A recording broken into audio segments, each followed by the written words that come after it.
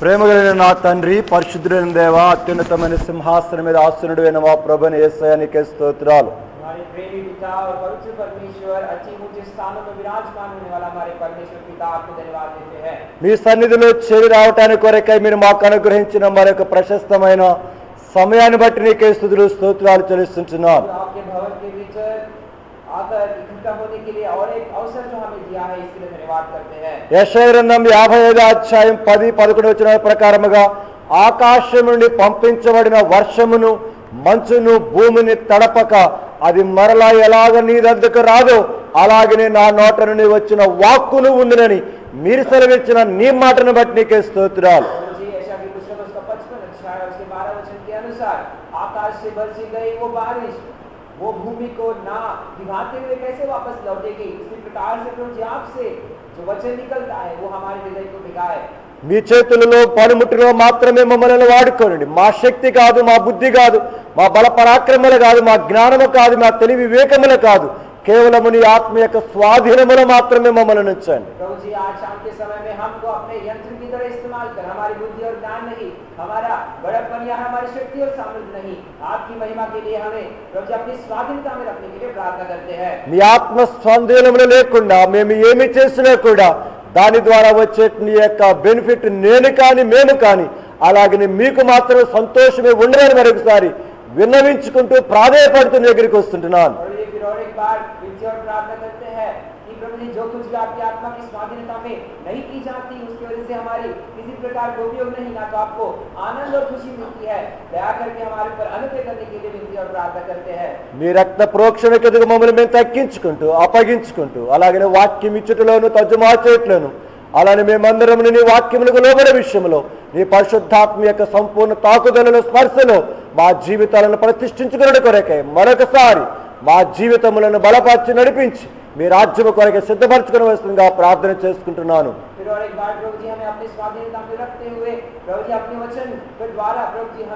प्रभु जी सामर्थ्य देते हुए, बल देते हुए, ताकत देते हुए प्रभु जी आगे हमको बढ़ाते लेकर जाने के लिए आपकी सहायता और प्रार्थना करते हैं। ఈ చిన్న స్తుతి ప్రార్థన ప్రభుని క్రీస్తు యేసు నామమున సమర్పిస్తున్నాను తండ్రి. प्रभु जी छोटी सी प्रार्थना और धन्यवाद प्रभु यीशु मसीह के नाम में मांगते हैं, सुन और रहम कर, ఆమేన్. రండి మన భాగాన్ని చదువుకుందాం.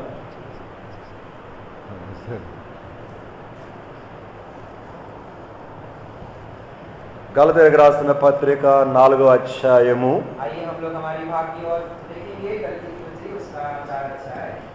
19-20 వచనాలు చదువుకుందాం కలిసి. 19 और 20 पद को हम सब मिलकर पढ़ेंगे। उसका 4 अध्याय और 19 और 20 पद हम सब मिलकर पढ़ेंगे। అందరము కలిసి చదువుకుందాం. हम सब मिलकर पढ़ेंगे, अपना भाग खोलकर साथ में पढ़ने के लिए। నా పిల్లలారా, క్రీస్తు స్వరూపము మీ యందు ఏర్పడి వరకు మీ విషయమై మరలా నాకు ప్రసవ వేదన కలుగుతున్నది. మిమ్మల్ని గూర్చి ఎటు తోచక ఉన్నాను. నేను ఇప్పుడే మీ మధ్యకు వచ్చి మరి ఒక విధముగా మీతో మాటలాడగోరుచున్నాను. దేవుడు ఈ పరిశుద్ధ లేఖన భాగముల నుండి ఆయన తన మాటలను నీకు నాకు మనందరికీ పంచిపెట్టును గాక. वचन को आशीषित करते हुए और हमारे प्रयोजन के लिए और हमारी परिस्थिति के अनुसार हर तरीके से अपना वचन हमको दे। హెబ్రీ రాసిన పత్రిక 6వ అధ్యాయం हेब्रियों की पत्री उसका 6 अध्याय 7వ వచనము 8వ వచనం. उसका 7 और 8 वचन. ఎట్లనగా భూమి తన మీద తరచుగా కురియు వర్షమును త్రాగి ఎవరి కొరకు వ్యవసాయము చేయబడును వారికి అనుకూలమైన పైరులను ఫలించుచు దేవుని ఆశీర్వచనం పొందును. అయితే ముండ్ల తుప్పలను గచ్చతీగలను దాని మీద పెరిగిన ఎడల అది పనికిరానిదని విసర్జింపబడి శాపము పొందినదగును, తొదకది కాల్చివేయబడును. क्योंकि जो भूमि वर्षा के पानी को जो उस पर बार-बार पड़ता है, पी-पी कर जिन लोगों के लिए वह ज्योति बोई जाती है, उनके काम का साथ पात उपजाती है, वो परमेश्वर से आशीष पाती है। पर यदि वह झाड़ी और ऊंट कटारे उगाती है तो निकम्मी और श्रापित होने पर है और उसका अंत जलाया जाना है। ఇక్కడ దేవుడు ఆకాశము నుండి వర్షాన్ని భూమి మీదకు పంపించటం అనేది చూపిస్తున్నాడు. यहाँ पर हम लोग इस वचन में देखते हैं कि उस स्वर्ग से नहीं तो उस आसमान से परमेश्वर जो है वर्षा को भेजता है. ఆ వర్షమును భూమి త్రాగి उस वर्षा को नहीं तो उस पानी को भूमि पी लेती है. ఎవరైతే పొలములో విత్తనం విత్తారో ఆ వ్యవసాయదారునికి जो कोई उस भूमि में ज्योति बोई करता है అతనికి అనుకూలమైన పైరును అది ఫలించి దేవుని ఆశీర్వాదం ఇస్తుంది. हम लोग देखते हैं कि वहां पर लिखा है कि उनके काम का 7 पाट उग जाती है, वो परमेश्वर से आशीष पाती है. ఒకవేళ పత్తి విత్తినారనుకోండి, उदाहरण के लिए कॉटन कपास, अगर कपास को वहां पर बोते हैं ఆ పత్తి విత్తినప్పుడు ఆ ఆకాశము నుండి ఆ భూమి వర్షమును త్రాగి जब वो कपास को तो उसके बीज जब बोई जाती है तो ऊपर से बरसती हुई बारिश उस भूमि में जाती है. ఆ విత్తనము విత్తబడిన తర్వాత లోపల అది మెత్తపడి అది పైకి మెల్లిగా మొలకెత్తుతుంది. वो हम लोग देखते हैं कि वो बारिश वो भीगने के बाद वो नरम होता है, नरम होने के बाद अंदर से बाहर एक पौधा निकलता है. ఆ తర్వాత మరికొంచెము ఎదిగి కొంత కాలమునకు అది పువ్వులు పూస్తుంది. उसके बाद थोड़ा थोड़ा धीरे धीरे करके वो बढ़ता जाता है. उसके बाद उसमें फूल दिखाई पड़ते हैं. ఆ తర్వాత ఆ పూలు కొంచెం అభివృద్ధి చెంది దానిలో పత్తిని తీసుకొస్తుంది. उसके बाद हम लोग देखते हैं कि ये फूल जो है बड़े होकर उसमें से ये जो कपास जो है निकलती है.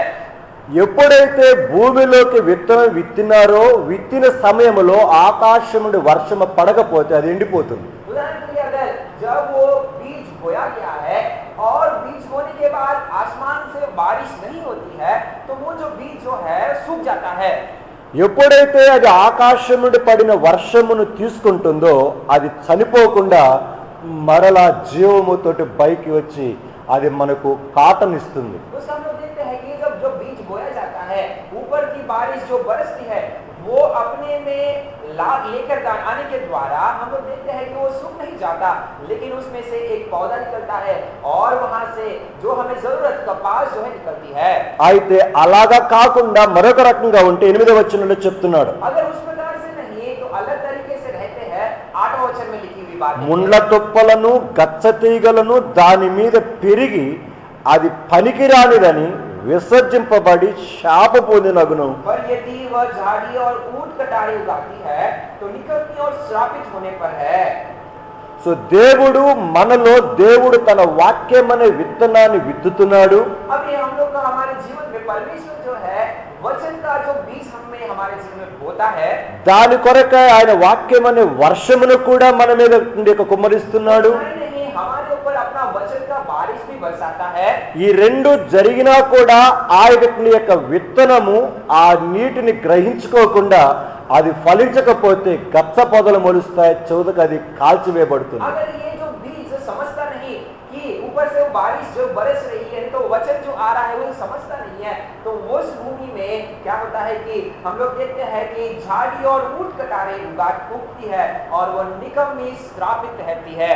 కనుకనే దేవాతి దేవుడు ప్రతి దినం ఆయా కూడికల ద్వారా మనతో దేవుడు మాట్లాడేది ఏంటంటే ఆ వాక్యం అనే వర్షమును మనము త్రాగి దేవునికి అనుకూలమైన ఫలములు ఫలించాలని ఆయన కోరుతున్నారు. हर प्रतिदिन परमेश्वर हमसे बातचीत करता जाता है.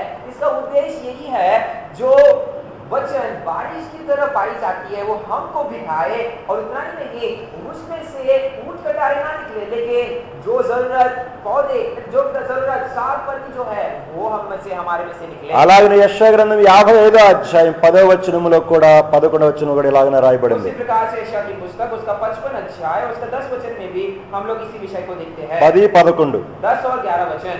వర్షమును హిమమును ఆకాశము నుండి అక్కడికి ఏలాగు మరలక భూమిని తడిపి విత్తువానికి విత్తనమును భుజించువానికి ఆహారమును కలుగుటకై అది చిగిర్చి వద్దిల్లునట్లు చేయునో అలాగే నా నోట నుండి వచ్చు వచనములు ఉండును. నిష్ఫలముగా నా యొద్దకు మరలక అది నాకు అనుకూలమైన దానిని నెరవేర్చును.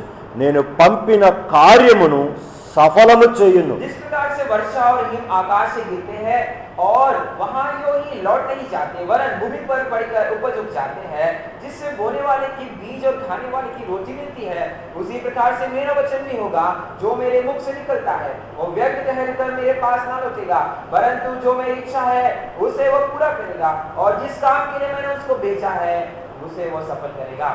ఇక్కడ 11వ వచనంలో చాలా స్పష్టంగా కొన్ని మాటలు చెప్తున్నాడు. यहाँ पर इस 11 वचन में बहुत स्पष्टता के साथ कुछ बातों की याद दिलाता है। నిష్ఫలముగా వర్షము కాని మంచు కాని నా యొద్దకు మళ్ళీ రాదు. वहाँ पर हम लोग देखते हैं कि निष्फल रीति से बिना सफलता के साथ वो मेरे पास नहीं लौटेगा। రెండవదిగా అది నాకు అనుకూలమైనది నెరవేర్చును. वहाँ पर हम लोग देखते हैं कि जो मेरी इच्छा है उसे वो पूरा करेगा। మూడవది నేను పంపిన కార్యమును సఫలము చేయును. उतना ही एक तीसरी बात हम लोग देखते हैं जिस काम के लिए मैंने उसे भेजा वो उसको पूरा करेगा।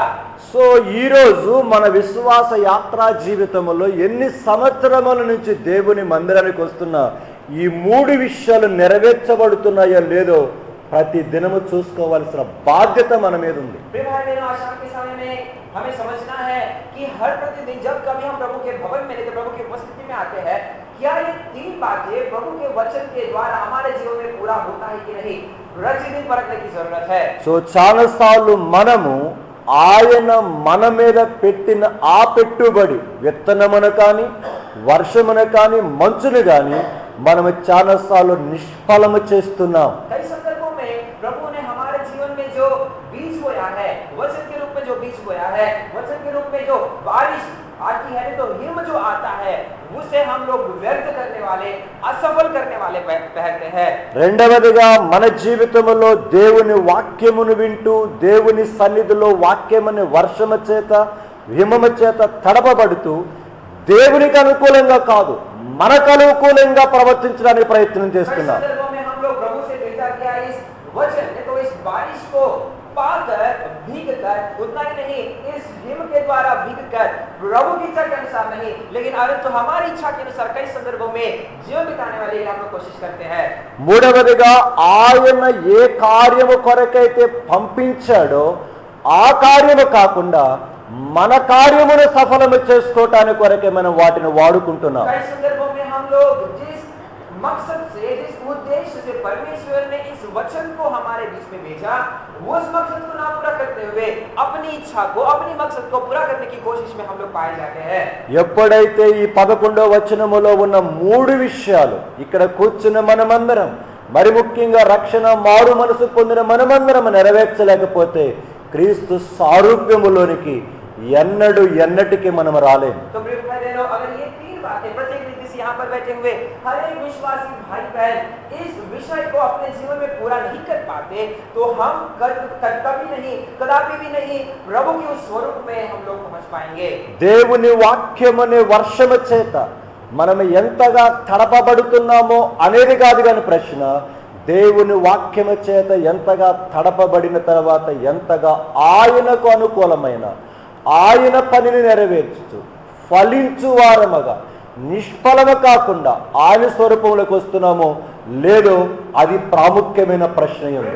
आज के दिन कितना वचन नहीं तो कितना वचन की बारिश में हम लोग भीगते हैं ये प्रभु किसी बात नहीं है, लेकिन प्रभु के उस वचन को पाने के बाद उसका काम करने के लिए उसकी इच्छा जो है पूरा करने के लिए और उतना ही नहीं उसका मकसद उस वचन हमारे जीवन में पूरा होने के लिए साथ में सफलता फल हमारे जीवन में कितनी आती है ये बात हमको समझने की जरूरत है। దేవుడు మన విశ్వాస యాత్రా జీవితములో అది వాక్యమే కానీ అలాగనే సంఘమనే కానీ తోటి సహోదరులనే కానీ అలాగనే మన మీద ఉన్నటువంటి నాయకులనే కానీ ఇచ్చినట్టు యొక్క ప్రతి దాని వెనుకాల ప్రాముఖ్యమైన ఉద్దేశం ఒకటే ఒకటి. प्रभु हमारे आत्मिक इस सफर में इस यात्रा में चाहे वो वचन क्यों ना हो, चाहे वो मंडली क्यों ना हो, साथ में जो विश्वासी भाई बहन क्यों ना हो या मंडली को चलाने वाले जिम्मेदार भाई क्यों ना हो, जो हमको दिया गया है उसके पीछे में परमेश्वर का एक मकसद रहता है। నీకు కుటుంబాన్ని ఇచ్చిన, నీకు బిడ్డలను ఇచ్చిన, నీకు ఆరోగ్యాన్ని ఇచ్చిన, నీకు తలాంతులను ఇచ్చిన, నీకు వస్తు వాహనములను ఇచ్చిన, ఏది ఇచ్చినా కూడా దాని వెనకాల దేవుని యొక్క ఉద్దేశం ఒకటే ఒకటి. परमेश्वर अगर आपको अगर कुछ भौतिक रूप से आपको परिवार को देता है, नहीं तो कोई वस्तु को देता है, नहीं तो कोई गाड़ी को देता है, धन संपत्ति को भी देता है, उसके विषय में परमेश्वर का उद्देश्य जरूर एक होता है। వీటన్నిటిని దేవుడు మన మీద వర్షము వలె కురిపించి ఆయనకు అనుకూలమైన పైరును పండుతున్నామా లేదా అది దేవుడు ప్రశ్నించి చూసేవాడు ఉంటాడు. परमेश्वर ये सारे विषय जो है हमारे ऊपर बरसा कर हमारे ऊपर ये बारिश होने के बाद वो देखता है कि ये जो मैंने भेजा वो मेरे इच्छा के अनुसार होती है कि नहीं, मैं जो मकसद से भेजा वो मकसद पूरा होता है कि नहीं, वो प्रश्न करने वाला भी है। కానీ చాలా దుఃఖకరమైన విషయం ఏంటంటే ఈ చిట్ట చివరి దినాలలో దేవుని మందిరానికి వచ్చే ప్రతి విశ్వాసి కూడా ఏకాడికి దేవుని స్వారూప్యములో రావటానికి కొరకు కాదు, కానీ వారి యొక్క జీవితములో వారికి అనుకూలమైన జీవితముగా ఫలించడానికి కొరకై 100% వచ్చేవారు ఉన్నారు. आज के दिनों में दुख की बात यह है भाई बहनों, इस अंतिम दिनों में 100 में से 90% विश्वासी प्रभु के उस स्वरूप में बदलने की इच्छा के साथ प्रभु के उपस्थिति में नहीं आते, लेकिन अपनी भौतिक भलाई और इतना ही नहीं भौतिक रीति से सफलता फलवंत होने के लिए प्रभु की उपस्थिति में आने वाले हैं। అందుకొనే అంత్య దినములలో ఉన్న సంఘాన్ని గురించి లవోదిక సంఘములో ఇలాగా తీవ్రముగా హెచ్చరిస్తూ వచ్చాడు. अंतिम दिनों में जो लवोदिकिया की कलीसिया थी उसके विषय में परमेश्वर बहुत ही तीव्रता के साथ वहां पर एक सूचना देता है। నీ క్రియలు నేను ఎరుగుదును, ప్రకటన 3:15. प्रकाशित वाक्य उसका 3रा अध्याय उसका 15 वचन। నీ క్రియలను నేను ఎరుగుదును, నీవు చల్లగానైనను వెచ్చగానైనను లేవు, నీవు నిలువెచ్చగానైనా వెచ్చగానైనను ఉండిన మేలు, నువ్వు వెచ్చగానైనను చల్లగానైనను ఉండక నులువెచ్చగా ఉన్నావు గనుక నేను నిన్ను నా నోట నుండి ఉమ్మివేయ ఉద్దేశించుచున్నాను. मैं तेरे कामों को जानता हूँ कि तू ना तो ठंडा है और ना गर्म है, भला होता कि तू ठंडा या गर्म होता। तू कहता है कि मैं धनी हूँ इसलिए कि तू गुनगुना है और ना ठंडा है और ना गर्म, मैं तुझे अपने मुंह में से उगलने पर हूँ। దేవుడు ఎందుకు ఇంత తీవ్రముగా తాను రక్షించిన తన ప్రజల విషయములో ఇంత భయంకరమైన మాట మాట్లాడుతున్నాడు? परमेश्वर जिसके लिए परमेश्वर ने अपना प्राण देकर उनको उद्धार दिया, उन प्रजा के विषय में परमेश्वर इतना तीव्रता के साथ क्यों ये बात कहता है? నీ బిడ్డలను నీవు ఎప్పుడైనా ఇంత తీవ్రముగా అలాంటి భయంకరమైన శిక్షలోనికి తీసుకుని వెళ్ళటానికి ప్రయత్నం చేయడానికి నీకు మనసు వస్తుందా? अपने खुद के बच्चों को हम लोग अगर जब देखते हैं अपने खुद के बच्चों को इस प्रकार की तीव्र दर्द के अनुभव में लेकर जाने का किसी को मन करता है क्या? ఒకవేళ అలాంటి యొక్క పరిస్థితే నీ జీవితంలో జరిగినప్పుడు నీ ఇరుగు పొరుగు వారు కానీ నేను ప్రశ్నిస్తే ఎందుకయ్యా నీ కొడుకును అలా చేస్తావు, ఎందుకయ్యా నీ కుమార్తెను అలా చేస్తావంటే నీకేం తెలుసండి వాళ్ళు చేసిన పనిని ప్రశ్నిస్తావు. अगर इस प्रकार से अगर परिस्थिति उठती है और उतना ही नहीं उस प्रकार का दर्द अगर हम लोग बच्चे को भी देते हैं तो अगल बगल वाले आके पूछते हैं क्यों इतना भयानक सा दर्द उस बच्चे को देते हैं, तो हम लोग जवाब देते हैं कि आप क्या जानते हैं उसने क्या किया, कितना भयानक सा काम किया करके हमको समझाते हैं। అవును, ఆ బాధ కన్న తండ్రిగా తల్లిగా నీకు తెలుసు, ప్రక్కన వారికి తెలియదు. वो जो दुख जो है अपने बच्चों के विषय में अगल बगल वालों को समझ में नहीं आता, लेकिन एक पिता को जो जन्म दिया उसको ही, एक माता जो जन्म दिया उसको ही ये दुख जो है समझ में आता है। కనుకనే ఈ లోకములో ఉన్న తల్లిదండ్రుల కంటే కూడా పరలోకమున్న దేవాది దేవుడు మన విషయములో తీసుకుంటున్న శ్రద్ధ మన జీవితంలో అలక్ష్యం చేసినప్పుడు ఆయన కూడా తన బాధతోటి అలాగే చేయాల్సి వస్తుంది. कई संदर्भों में हमारे माता पिता बहुत ही इस संसार के माता पिता से भी बढ़कर जो हमारे स्वर्गीय पिता हमसे जो प्रेम करता है, इस प्रकार की परिस्थिति में उसके संतान जो हम लोग रहने पर इस प्रकार का परिस्थिति में हम लोग जब करते हैं रहते हैं, परमेश्वर भी बहुत ही दुखी हृदय के साथ इस प्रकार की दंड की अवस्था, दंड देने की परिस्थिति में हमको लेकर जाता है। కేవలము నీ బిడ్డలకు నీవు శారీరకముగా జన్మించావు, కేవలము శారీరకముగా నీ బిడ్డలకు కావలసిన అనేక పరిస్థితుల్లో సహాయం చేస్తూ వచ్చావు అంతే. అంత మాత్రమే నీ బిడ్డల విషయంలో అంత తీవ్రమైన శిక్షణ తీసుకుంటే మరి పరలోకమున్న దేవుడి సంగతి? भाई बहनों, हम लोग बहुत ही रूप से अपने आप को जब देखते हैं समझते हैं, अपने बच्चों को केवल हमने जन्म दिया उससे बढ़कर कुछ नहीं, हो सकता है कि थोड़ा बहुत उनकी देखभाल हमने की है, तो इतना करके हमको इतना गुस्सा नहीं तो इतना दुख हमको जब हमारे बच्चों के विषय में होता है, एक स्वर्गीय पिता तो सब कुछ दे दिया, उसको कितना गुस्सा नहीं तो उसको कितना दुख होता होगा।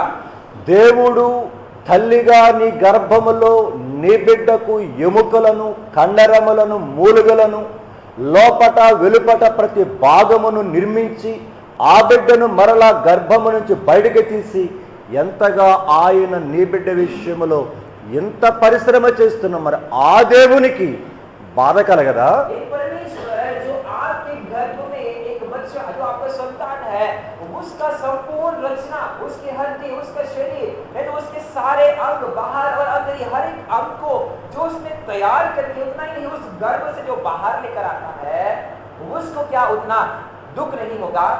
అందుకోనే దేవుడు అంటున్నాడు, నువ్వు వెచ్చగానైనను లేవు, నువ్వు చల్లగానే లేవు, నువ్వు నిలువెచ్చగా ఉన్నావు కనుక నా నోటి నుండి నీ ముఖము మీద ఉమ్మి వేయ ఉద్దేశించుచున్నాను అంటున్నాడు. इसलिए प्रभु कहता है ना तो तू ठंडा है ना तो तू गर्म है, बट गुनगुना की परिस्थिति में तू पाया जाता है, इसीलिए मैं मुंह से तुझे उगलने पर होकर के प्रभु उस कलीसिया को देखकर कहता है।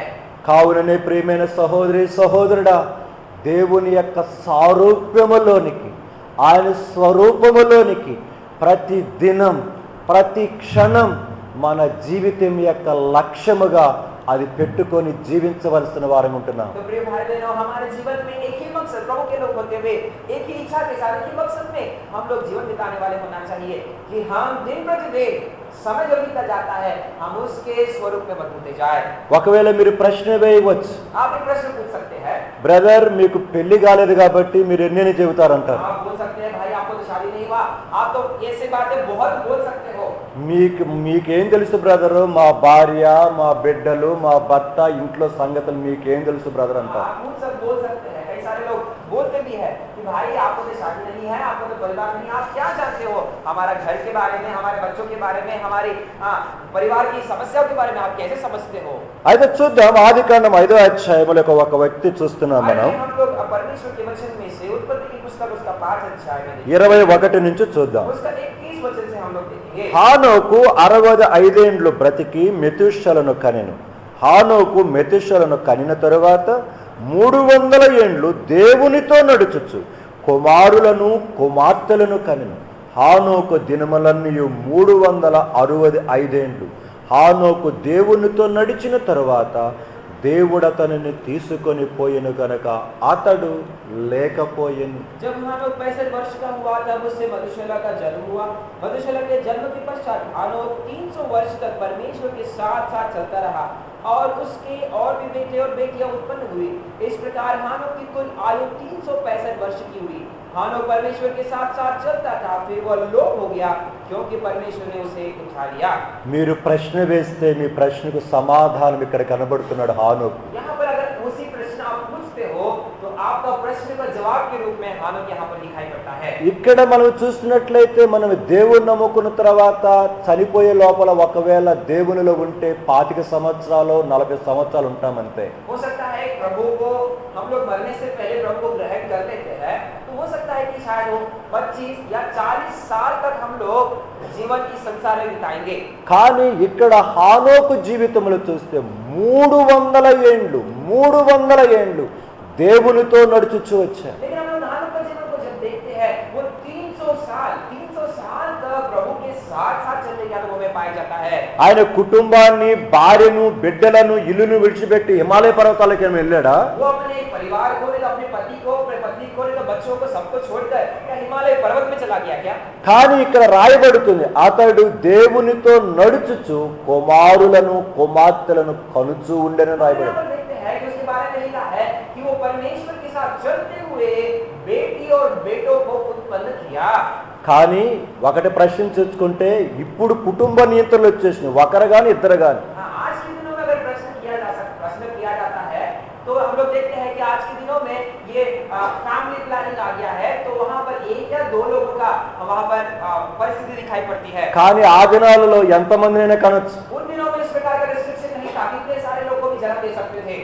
మీకు తెలిసే ఉంటుంది కనుక జాన్ వెస్లీ, చార్లెస్ వెస్లీ తల్లి సుసన్న आप लोग 19 మంది పిల్లలను. आप आप इस विषय को जानते ही होंगे, जॉन वेस्ली और चार्ल्स वेस्ली करके एक बहुत बड़े प्रभु के दास, उनकी माँ सुसाना वो 19 लोगों को जन्म दी थी।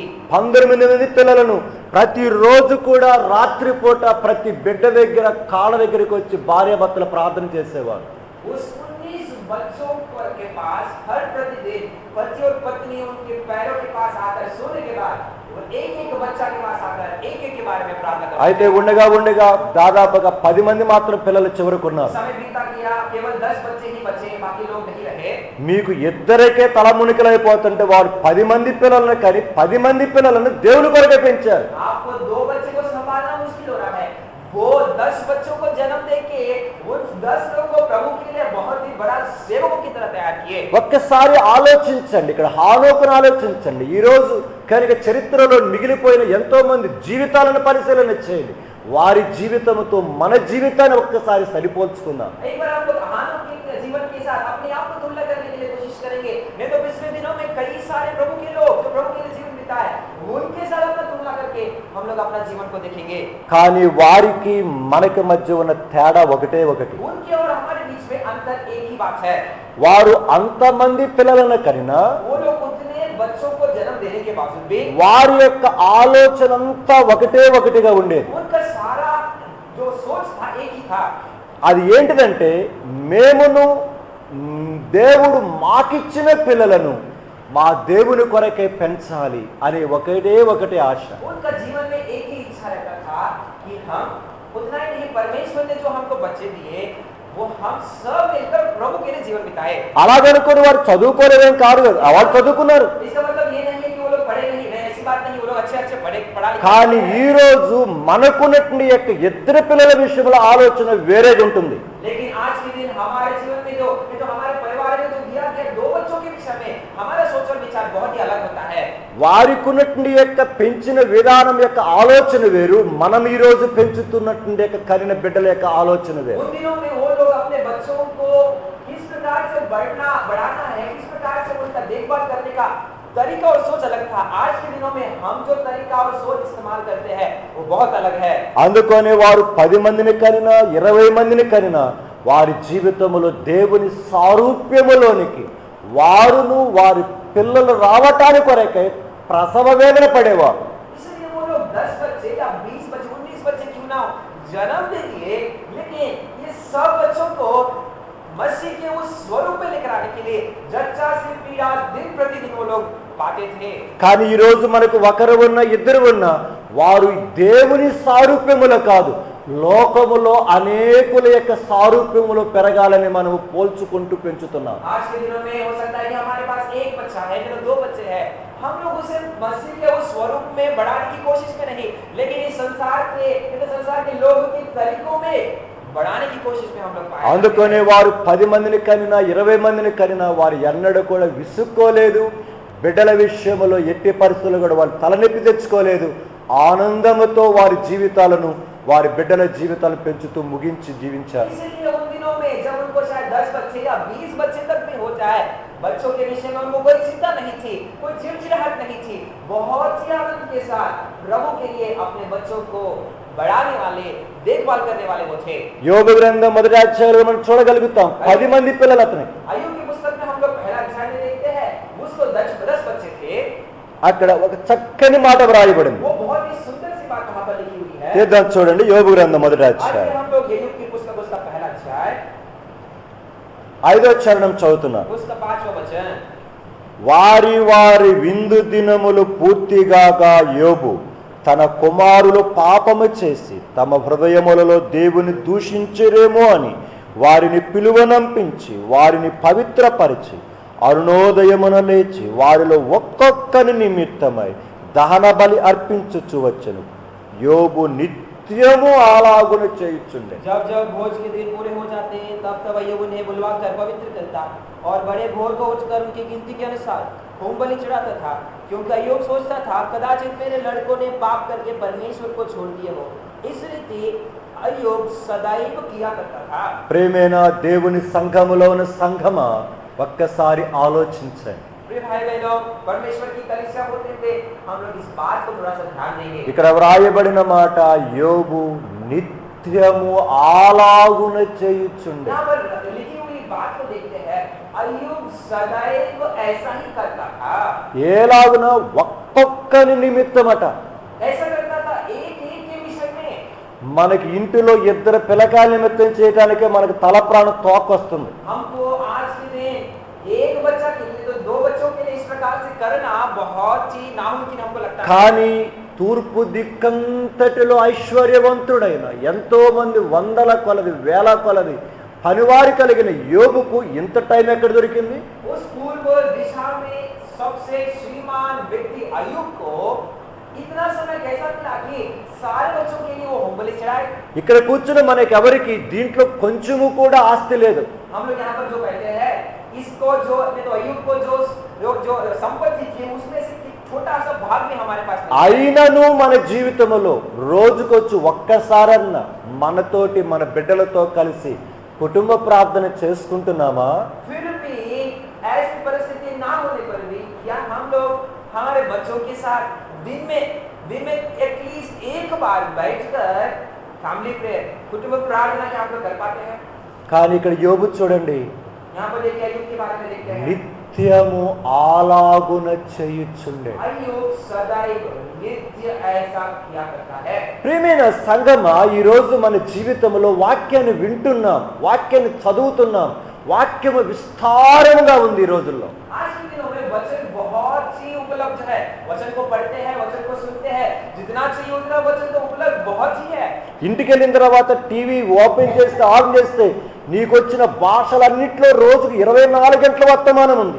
आज अगर हम लोग घर पे जाकर टीवी को ऑन करते हैं 24 घंटे आपको जितना भाषा आता है वो सारे भाषा में प्रभु का वचन उपलब्ध है। ఏ వర్తమాన వినాలో కూడా అర్థం కాని పరిస్థితి, ఎది చూసినా కూడా అన్ని వినాలనిపిస్తూనే ఉంటుంది. कौन सा वचन सुनना है, कौन सा संदेश सुनना है जानते नहीं, क्योंकि कहीं पर भी देखो अच्छे संदेश दिया जाता है। ఈ రోజులలో దేవుడు అన్ని విధములుగా వాక్య సమృద్ధి ఇచ్చాడు. आज के दिनों में परमेश्वर ने सच में इस वचन की समृद्धि हर एक तरीके से दिया है। అయితే దుఃఖపడవలసిన విషయం ఏంటంటే ఆ వాక్యమును అనుసరించువారు వ్రేళ్ల మీద లెక్క పెట్టవచ్చు. आज के दिन दुखी का बात यही है, प्रभु का वचन उस प्रकार से उपलब्ध होने पर भी उस वचन के अनुसार चलने वाले गिनती में बहुत ही कम है। కానీ ఆ దినాలలో మనం చూసినట్లయితే వారికి దేవుని వాక్యము బహు అరుదుగా దొరికేది. उन दिनों में अगर हम लोग देखते हैं परमेश्वर का वचन बहुत ही कम उनको मिलता था। మనలాగా వారికి ఆనాడు ఇట్లాంటి సంఘాలు చర్చిలు లేవు, వాక్యను బోధించే వాళ్ళు లేరు. आज के दिन हम लोग इस प्रकार से मंडली हमको है, नहीं तो वचन बताने वाले जिस प्रकार से उपलब्ध है, उन दिनों में उस प्रकार से उपलब्ध उस प्रकार की सुविधा नहीं थी। ఉదాహరణగా మనం చూడగలిగితే దానియేలు గ్రంథంలో దానియేలు యొక్క ముగ్గురు స్నేహితులు చూడగలరు. उदाहरण के लिए अगर हम लोग दानियेल की पुस्तक में देखते हैं, दानियेल और उसके साथ में 3 उसके जो मित्र थे, 4 उसके मित्र थे, उसके बारे में हम लोग देखते हैं। వారి జీవితాలను మనం చూసినట్లయితే బాల్య దినములలో ఉన్నప్పుడే వారు చెరగొనుపబడ్డారు. हम लोग देखते हैं उनके जीवन के बारे में लिखा है कि जब वो बहुत ही छोटे थे, जब वो बच्चे थे, तभी उनको पकड़ के लेकर गया था। అయినప్పటికీ వారి జీవితంలో ఎన్నడూ దేవునిని విడిచిపెట్టిన వారు కాదు. फिर भी उनके जीवन में कभी भी उन्होंने परमेश्वर को नहीं छोड़े। వారి చేతులు ఇలాంటి పరిశుద్ధ గ్రంథములు లేవు. उन दिनों में उनके पास उनके हाथों में इस पवित्र शास्त्र कभी नहीं था। ఆ చెరపట్టబడిన దేశంలో వారి పరిస్థితులు చాలా దుఃఖకరంగా ఉంటూ వచ్చాయి. जहां पर वो लोग पकड़ के दास के रूप में लेकर आए गए थे, उस देश की परिस्थिति बहुत ही भयानक सा था। వారికి ఏదైనా సమస్య వస్తే కనీసం ప్రార్థన చేసే సేవకులు విశ్వాసులు ఎవరు లేరు. अगर उनको किसी प्रकार की समस्या आती थी, उनके लिए प्रार्थना करने वाले, उनसे बातचीत करने वाले कोई प्रभु के दास उन दिनों में नहीं थे। ఒకవేళ వారికి ఏదైనా సమస్య వస్తే చెబితే వారికి కొట్టేవాళ్ళు వారు ఆ దినాల్లో. उसको समस्या कुछ आती है तो किसी को बोलते हैं तो उल्टा उनको मारने की परिस्थिति उनमें दिखाई पड़ती है, ఎందుకంటే వాళ్ళు చెరగొనుపబడ్డారు. क्योंकि वो लोग दास के रूप में पकड़े गए थे। అయినను వారి జీవితాలలో క్రీస్తు సారూప్యములోనికి ఎదుగుతూ వచ్చారు. फिर भी हम लोग देखते हैं उनके जीवन में मसीह के उस स्वरूप में वो लोग बढ़ते हुए बदलते हुए पाए जाते हैं। నలుగురు బబులోను సామ్రాజ్యమును కదిలించారు. वहां पर सिर्फ केवल 4 लोग बबुलोन का उस साम्राज्य को, सारा राज्य को उन्होंने बदल दिए। పరిశుద్ధ గ్రంథము లేదు, వాక్యోపదేశకులు లేరు, వారి సమస్యలు చెప్తే ప్రార్థన చేసే వాళ్ళు లేరు. నలుగురు पवित्र शास्त्र नहीं, वहां पर उनकी समस्याओं की बात सुनने वाले कोई नहीं, नहीं तो प्रभु के दास उनकी प्रार्थना करने के लिए कोई नहीं, लेकिन फिर भी 4 लोग प्रभु के लिए उस साम्राज्य को बदल पाए। ప్రియమైన సంఘమా, వారితో పోల్చుకుంటే మనకున్న శ్రమలు వారితో చాలా తక్కువ. प्रिय मंडली, प्रिय कलीसिया, उनके साथ अगर हम लोग अपने आप को तुलना करने के लिए कोशिश करते हैं, हमारे जीवन में जो समस्याएं, जो परिस्थिति है, बहुत ही कम है। మనకు కావాల్సినటువంటి ఎన్నో ఆత్మీయమైన పుస్తకాలు ఉన్నాయి, ఆత్మీయమైన వాక్యం ఉంది, ఆత్మీయంగా సంఘాలు ఉన్నాయి, ఆత్మీయంగా దేవుని యొక్క దైవోపదేశకులు ఉన్నారు. आज के दिन में अगर हम लोग चाहते हैं तो आत्मिक पुस्तक बहुत सारे हैं, प्रभु का वचन है, हमारी बात सुनने के लिए, हमारी प्रार्थना करने के लिए बहुत से प्रभु के दास भी हैं। ఈ దినాలలో అన్ని ఉన్న దరిద్రులు మనము, ఆనాడు ఏమీ లేకపోయినా ఐశ్వర్యవంతులు వారు. हम लोग आज के दिन में सारे चीज उपलब्ध होने पर भी भिखारी की तरह हमारा जीवन हम लोग बिताते हैं, लेकिन उन दिनों में कुछ नहीं होने पर भी वो श्रीमान का जीवन वो लोग बिताते थे। ఒక్కసారి ఆలోచించండి, एक बार सोच के देखिए, నేను ఎక్కడైతే పరిచర్య చేస్తున్నానో ఆ పరిచర్య గురించి ఒక చిన్న మాట చెప్తున్నాను. मैं जहाँ पर सेवा करते हैं वहाँ पर की परिस्थिति एक बात बताना चाहता हूँ। అక్కడ అందరూ కూడా పొలాల పనులు చేసుకునేవారు. वहाँ पर सभी लोग जो है खेत में काम करने वाले हैं। సువార్త అంటే ప్రతి ఒక్కరు కూడా నడిచి 3 కిలోమీటర్లు, 5 కిలోమీటర్లు, 7 కిలోమీటర్లు కూడా వచ్చేవారు. कुछ जब सुसमाचार प्रचार करना था, जाना था, उन दिनों में जब बताया जाता था कि 3, 5, 7 किलोमीटर तक प्रभु के लोग वहाँ पर पैदल चल के आते थे। ప్రతి ఆదివారం వెళ్తాం మేము. हर इतवार हम लोग जाते हैं। కానీ ఆ రోజులలో రోడ్స్ లేవు, उन दिनों में कोई रोड्स नहीं थे, ఆ రోజులలో ఆటోలు లేవు, उन दिनों में ऑटोस नहीं थे, ఆ రోజులలో ఇప్పుడు ఉన్న సదుపాయాలు లేవు. उन दिनों में आज के दिनों में जो सुविधा दिखाई पड़ती है वो सारी सुविधा तो नहीं।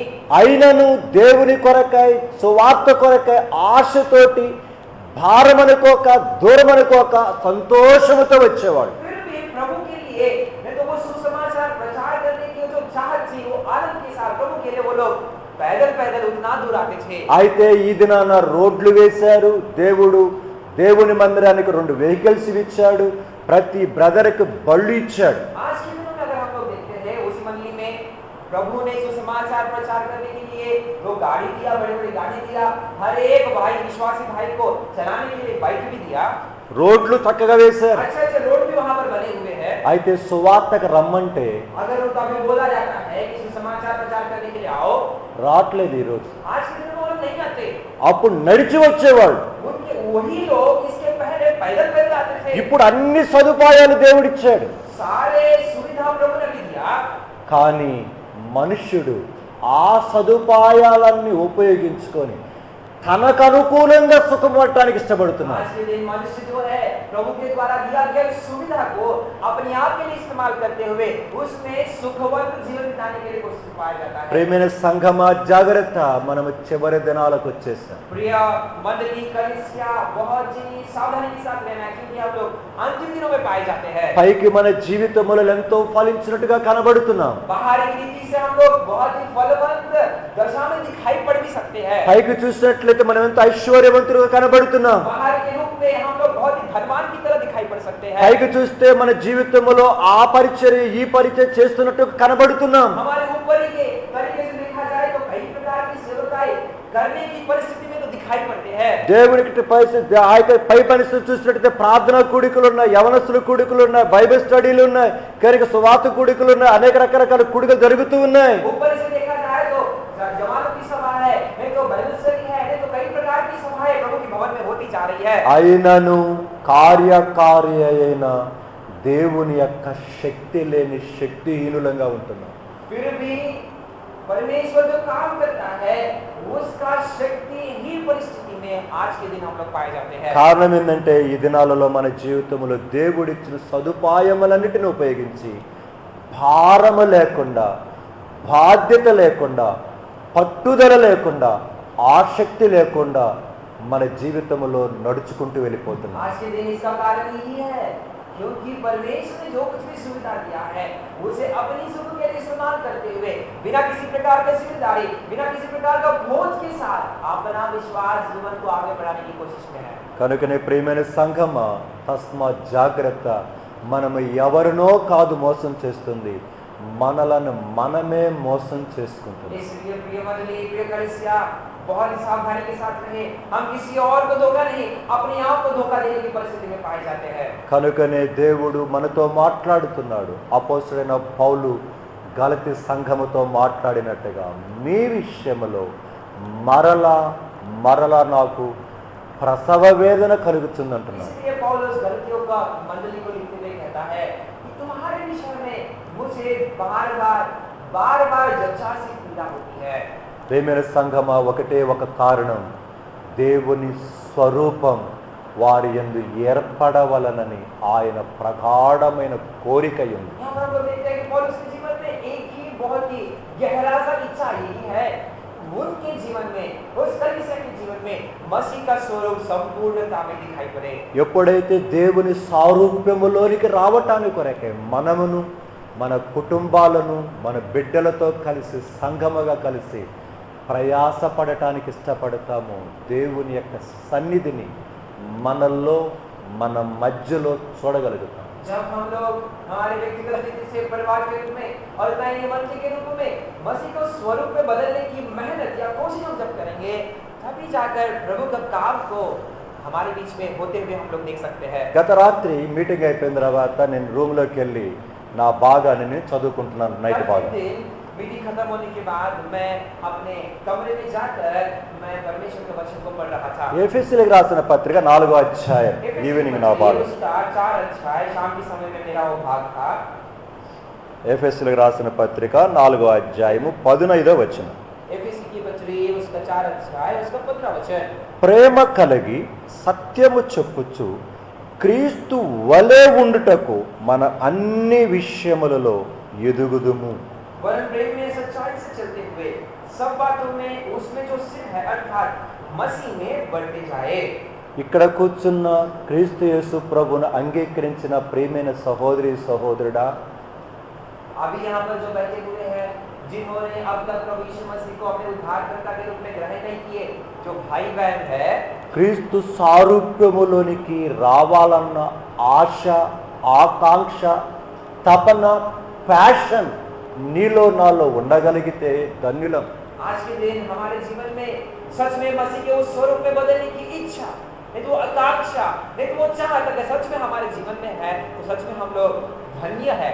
ఇక్కడ ఎఫెసీ సంఘమును కూడా అపోస్తలుడైన పౌలు వారి కొరకు హెచ్చరిస్తూ ప్రార్థన చేస్తూ అంటున్నాడు ఈ మాట. वहाँ पर एफएसी की मंडली को लिखते हुए पौलुस बहुत ही सावधानी के साथ रहने के लिए कहते हुए इस बात को बताता है। మధ్యలో వ్రాయబడింది క్రీస్తు వలె ఉండుటకు. यहाँ पर हम लोग देखते हैं कि मसीह के जैसे रहने के लिए ఇది నాన్న ప్రేమైన సంఘమా, మన జీవితముల్లో మనమును ఈ లోకములో పరిశీలన చేసుకుంటే మనము ఎవరి వలె ఉండటానికి కొరకై ప్రయాసపడుతున్నామో మనకి తెలుసు.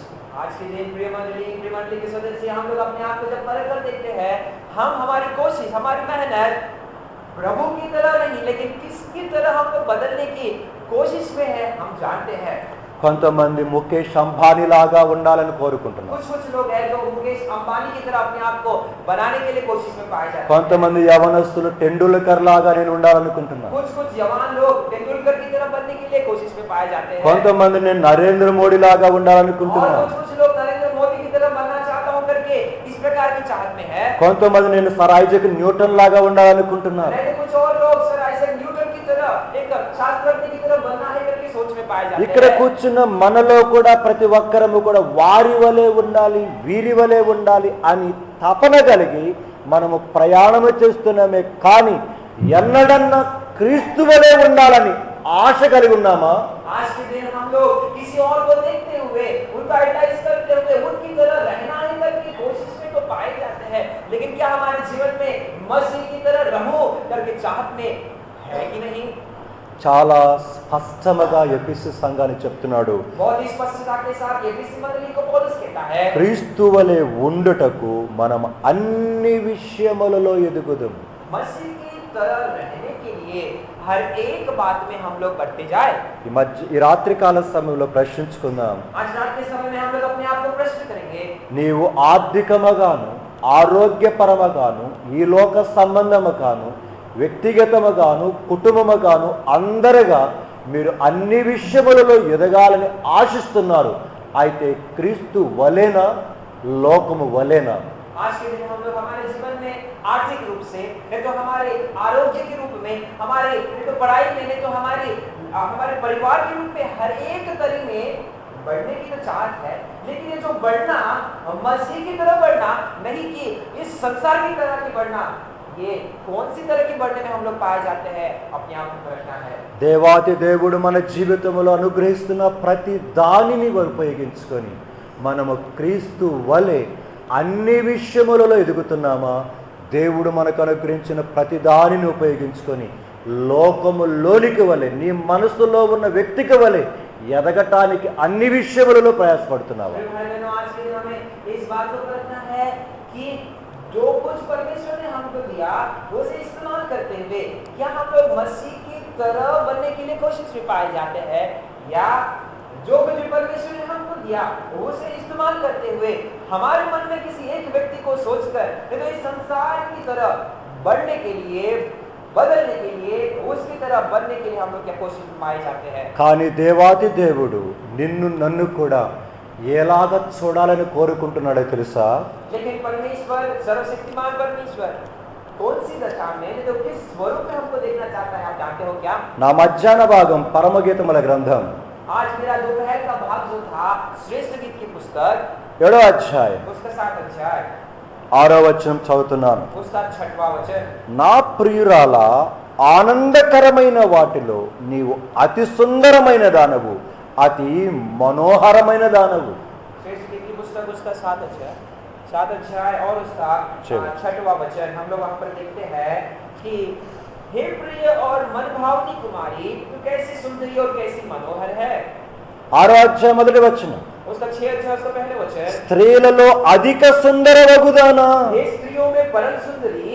అంత మాత్రమే కాదు, 6వ అధ్యాయములో 10వ వచనం నుంచి 10 वचन में हम लोग సంధ్యారాగము చూపట్టుచు చంద్రబింబమంత అందమగలదై, సూర్యుని అంత స్వచ్ఛమైన కలగలదై, వ్యూహిత సైన్య సమ భీకర రూపిణియగు ఈమె ఎవరు అని ప్రశ్నిస్తున్నారు. यह कौन है जिसकी शोभा भोर के तुल्य है, जो सुंदरता में चंद्रमा और निर्मलता में सूर्य और पताका फहराती हुई सेना के तुल्य भयंकर दिखाई पड़ती है। 4వ అధ్యాయం 1వ వచనం, 4 अध्याय उसका पहले वचन, నా ప్రియురాలా నీవు సుందరివి, నీవు సుందరివి. हे मेरे प्रिय तू सुंदर है, तू सुंदर है। 7వ అధ్యాయము, నా ప్రియురాలా నీవు అధిక సుందరివి, నీ యందు కళంకమేమీ లేదు. 7 अध्याय में हम लोग देखते हैं कि तू सुंदरी है, तेरे इसमें किसी प्रकार का कलंक नहीं है। 10వ వచనంలో, సహోదరి ప్రాణేశ్వరి నీ ప్రేమ ఎంత మధురము, ద్రాక్షారసము కన్నా నీ ప్రేమ ఎంత సంతోషకరము, నీవు పూసుకొని పరిమళమైన సువాసన సకల గంధవర్ధనముల కన్నా సంతోషకరమైన. 4 अध्याय 10 वचन में, हे मेरी बहन, हे मेरी दुल्हन, तेरा प्रेम क्या ही मनोहर है, तेरा प्रेम दाखमधु से क्या ही उत्तम है, और तेरे इत्रों का सुगंध सब प्रकार के मसालों की सुगंध से। ప్రియమైన సంఘమా, प्रिय कलीसिया, ఈ దినాన్న ఆ వరుడైనటువంటి యొక్క ప్రభుని క్రీస్తు యేసు ఇక్కడ కూర్చున్నా, లేదా ఈ కర్పూర్లో ఉన్న, ఈ క్రిస్టియన్ అసెంబ్లీలో ఉన్న మనలను గురించి అలాంటి చక్కని మాట ఆయన చెప్పగలడా, పలకగలడా? क्या प्रिय भाई बहनों, आज के दिन वो जो वर्ग, वो जो दुल्हा हमारे प्रभु यीशु मसीह इस खड़गपुर ब्रांच में कृष्ण असेंबली हॉल दुल्हन की तरफ पाई जाती है, हमारे बारे में क्या इस सुंदर सी बातें आज के दिनों क्या पाता है? నీవు సుందరివి, అధిక సుందరివి అని మాట్లాడుతున్నాడు. सुंदर है और अति सुंदर है, क्या कह पाता है? ప్రియమైన సహోదరి సహోదరుడా, దేవుడు మనల్ని అలాగా సుందరులముగా, అతి సుందరులముగా చూడాలని చూస్తున్నాడు. प्रभु हमको सुंदर और उतना ही अति सुंदरता में हमको देखना चाहता है। ఇది మన జీవితంలో, ఈ లోకంలో ఫెయిర్ అండ్ లవ్లీలు రకరకాల పూసుకున్నట్టు ద్వారా వచ్చే సౌందర్యం కాదండి. ఇది सुंदरता जो है इस संसार के कई सारे पदार्थ फेयर एंड लवली के द्वारा इस सुंदरता कभी नहीं आ सकती। మనం వేసుకునే బంగారు నగల ద్వారా, మనం వేసుకునే సూటు బూటు ద్వారా, మనం వేసుకునే రకరకాల లిప్స్టిక్ల ద్వారా, రకరకాల కలర్స్. ఈ రోజుల్లో బ్రదర్స్ కూడా పులిపీట నిలబడే వాళ్ళు కూడా కలర్స్ వేస్తున్నారండి తలకి. कई संदर्भों में इस संसार में कई प्रकार की गहनों के द्वारा, नहीं तो कई प्रकार की रंगों के द्वारा, बहुत ही दुख की बात है कि पुलपीठ पर खड़े रहने वाले बहुत सारे भाई अपने सिर पर रंग, अपने बाल को रंग लगाते हैं। దయచేసి మీకు చెబుతున్నాను, ఎప్పుడైనా సరే కలరక రంగులేసి పులిపీట మీకు నిలబడితే ఎవరిని మెప్పించటానికి చేస్తున్నావు? हाँ, मैं बहुत ही बहुत दीनता के साथ आपको एक बात बताता हूँ, आप अपने सर पे बाल पे तो रंग लगाकर अगर पुलपिट पर खड़ा होते हैं तो किसको खुशी करने के लिए नहीं तो किसको आनंदित करने के लिए ऐसे करते हो? దేవుడు నీ జీవిత యాత్రలో పిచ్చివాడు అనుకున్నావా నీ నల్లటెంటుకలను తెల్లటిగా చేయడానికి? आपके जीवन की यात्रा में क्या प्रभु को पागल समझ के रखे हैं कि आपका जो काले से बाल प्रभु उसको सफेद कर देता है? ప్రియమైన సంగమా, దయచేసి జాగ్రత్తగా మంచి మనసుతో ఆలోచించండి ఇవి. प्रिय मंडली, आज के दिन अच्छे हृदय के साथ, अच्छे मन के साथ इन बातों को ग्रहण कीजिए. దేవుడు మానవునికి అవయవ నిర్మాణం ఇచ్చాడు, అలాగే వెంట్రుకలు ఇచ్చాడు, సమస్తమును ఇచ్చాడు. परमेश्वर ने इस शरीर में कई प्रकार के अंग हमको दिया, शरीर के भाग हमको दिया और उतना ही साथ साथ में बाल भी हमको दिया. దేవాది దేవుడు ఏదైతే మన యొక్క డిఎన్ఏ సిస్టమ్ లో ఆయన కనుక దాన్ని నిక్షిప్తం చేశాడో అది జరుగుతూ ఉంటుంది జీవితంలో. जिस प्रकार से परमेश्वर ने वो डीएनए का स्ट्रक्चर बनाया है उसे ही हमारे जीवन में वो चलता आता है. కానీ మానవుడు ఈ రోజు చూస్తే పొట్టిగా ఉన్న అక్కళ్ళు ఇంత హై వీల్స్ చేస్తున్నారు. हाँ, आज के दिन मनुष्य को हम लोग जब देखते हैं जो बहुत ही नाटे रहते हैं वो बड़े बड़े हाई हील्स, बड़े बड़े चप्पल पहनते हैं. ఓ అక్క, నీకు చెబుతున్నాను, దేవుడు నిన్ను పొట్టివాడిగా చేసిన పిచ్చోడు కాదు. परमेश्वर आपको जो नाटा बनाया है, बहन आपको मैं कहता हूँ कि परमेश्वर पागल नहीं. ప్రియమైన సహోదరుడా, ప్రియమైన జ్ఞాపకం, కొంతమంది బ్రదర్స్ అయితే కనుక 6 ప్యాక్ లాగా ఉండాలని బాడీ బిల్డప్ చేస్తున్నారు. हाँ, कुछ भाई लोग तो 6 पैक्स बनाना है करके बॉडी बिल्डिंग करते रहते हैं. దేవుడు అమాయకుడు కాదు. परमेश्वर ऐसा कोई नहीं जिसकी बुद्धि नहीं. జగత్తు పునాది వేయబడక మునిపే నీ ఎడల ఆయన నా ఎడల అద్భుతమైన ప్రణాళిక కలిగి ఉన్నాడు. जगत की उत्पत्ति से पहले परमेश्वर ने हमें से हर एक के प्रति व्यक्तिगत रीति से एक योजना उसने बना के रखी ఆ है. ప్రణాళికను తుంగలో తొక్కి నెట్టివేసి కాళ్ళతో తొన్ని నీ జీవితంలో దేవుడేదో తప్పు చేశాడని నీ జీవితంలో నా జీవితంలో అలంకరించుకుంటున్నాం. आज के दिन उस परमेश्वर की योजना को हम लोग हमारे पैरों से रोक कर हम लोग परमेश्वर को पागल समझ के हम लोग अपनी योजनाओं को अलंकृत के द्वारा, अलंकार के द्वारा अपने शरीरों को परमेश्वर की योजना के विरुद्ध में करने वाले हैं. దేవుడు ఏది చేసినా పర్ఫెక్ట్ గా, సంపూర్ణంగా, పరిపూర్ణంగా చేశాడు. परमेश्वर ने जो कुछ भी किया था संपूर्णता के साथ उसने परिपूर्णता के साथ बनाया है. ప్రసంగి గ్రంథం 3వ అధ్యాయం 11వ వచనం. समुपदेशक उसका 3रा अध्याय उसका 11 वचन. దేని కాలమునందు అది చక్కగా ఉండునట్లు సమస్తమును ఆయన నియమించి ఉన్నాడు. उसने सब कुछ ऐसा बनाया कि अपने अपने समय पर वे सुंदर होते हैं. చక్కగా ఉండునట్లు ఆయన నియమించాడు. सुंदर रहने के लिए परमेश्वर ने निर्माण किया. ప్రియమైన సంఘమా, దేవాది దేవుడు ఆకాశము క్రింద ఉన్న ప్రతి సృష్టమును చక్కగా నిర్మించాడు. परमेश्वर ने आकाश के नीचे जो भी सृष्टि थी उसे बहुत ही सुंदरता के साथ बनाया. ఆ సృష్టిలో భూమి మీద నిన్ను కూడా నన్ను కూడా ఒక ఉద్దేశముతోటి నల్లగానో తెల్లగానో సొట్ట ముక్కుతోనూ కరిక సొట్ట బుగ్గతోనూ ఏదో రకముగా ఆయన మనకు కలుగు చేశాడు. प्रिय भाई बहनों, उसी सुंदर सृष्टि में हमको भी, मनुष्यों को भी किसी न किसी कमियां घटी के साथ, नहीं तो किसी न किसी सुंदरता के साथ, नहीं तो काला या गोरापन के साथ प्रभु ने एक उद्देश्य के साथ बनाया. దేవుడు ఎప్పుడు ఎవరి జీవితములో అన్యాయముగా ఎవరిని కలుగు చేయలేదు. परमेश्वर ने किसी भी व्यक्ति को किसी भी के जीवन में अन्याय के साथ सृष्टि नहीं किया. దేవాది దేవుడు ఒక అద్భుతమైన ప్రణాళికతోనే నిన్ను కలుగు చేశాడు, నన్ను కలుగు वो చేశాడు. सर्वशक्तिमान परमेश्वर ने बहुत ही अद्भुत योजना के अनुसार ही हमको, आपको, मुझे सृष्टि किया. అదే ప్రణాళికతో లోకములో ఎంతో మంది తిరుగుతున్నారు. నిన్ను నన్ను దేవుని మందిరములో కొద్ది మందిముగా ఈ శ్రేష్టమైన మాటలు వినే ధనికనిచ్చి ఆయన తీసుకొచ్చాడు. इस हमारे से लोग कई सारे इस संसार में बहुत से भटकते हुए पाए जाते हैं, लेकिन उनमें से कुछ लोगों को प्रभु ने चुनकर प्रभु के इस बातें सुनने के लिए खींच कर लेकर आया है. కావుననే ప్రియమైన సంఘమా, నీ జీవిత యాత్రలో, నా జీవిత యాత్రలో మనం ఎప్పుడు కూడా నమ్మవలసిన విషయం, ఆయన ప్రతి దానిని చక్కగా చక్కగా నియమించారు. हमारे जीवन की यात्रा में, विश्वास की इस यात्रा में इस बात पर हमें भरोसा रखना है कि परमेश्वर ने हर एक विषय को, हर एक वस्तु को सुंदरता के साथ बनाया. ఆయన నియమించిన ప్రతి చక్కని దాని విషయములో ఏ లోపమును కూడా మనము కనుగొనలేము. उसने जो सुंदर के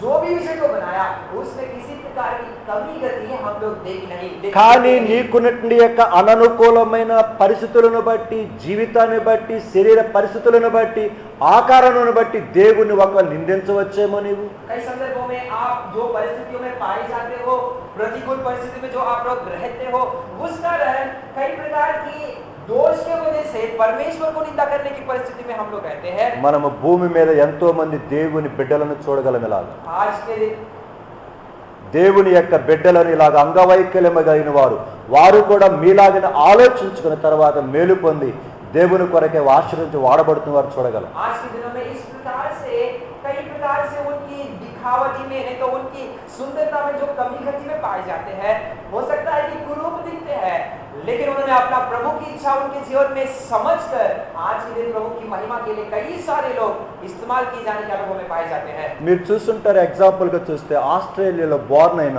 నికోవిచ్. आप लोग इस व्यक्ति को शायद जानते होंगे, ऑस्ट्रेलिया में निकोविच करके एक व्यक्ति है। చూస్తున్నారా అతన్ని? कोई देखे है क्या? యూట్యూబ్ లో ఉంటుంది, క్లిక్ చేసుకొని చూసుకోవచ్చు. यूट्यूब में रहता है, उसके बहुत सारे पिक्चर्स भी है, आप उसको देख सकते हैं। వాళ్ళ తల్లిదండ్రులు సేవకులు. उसके जो माता पिता है वो परमेश्वर के दास है।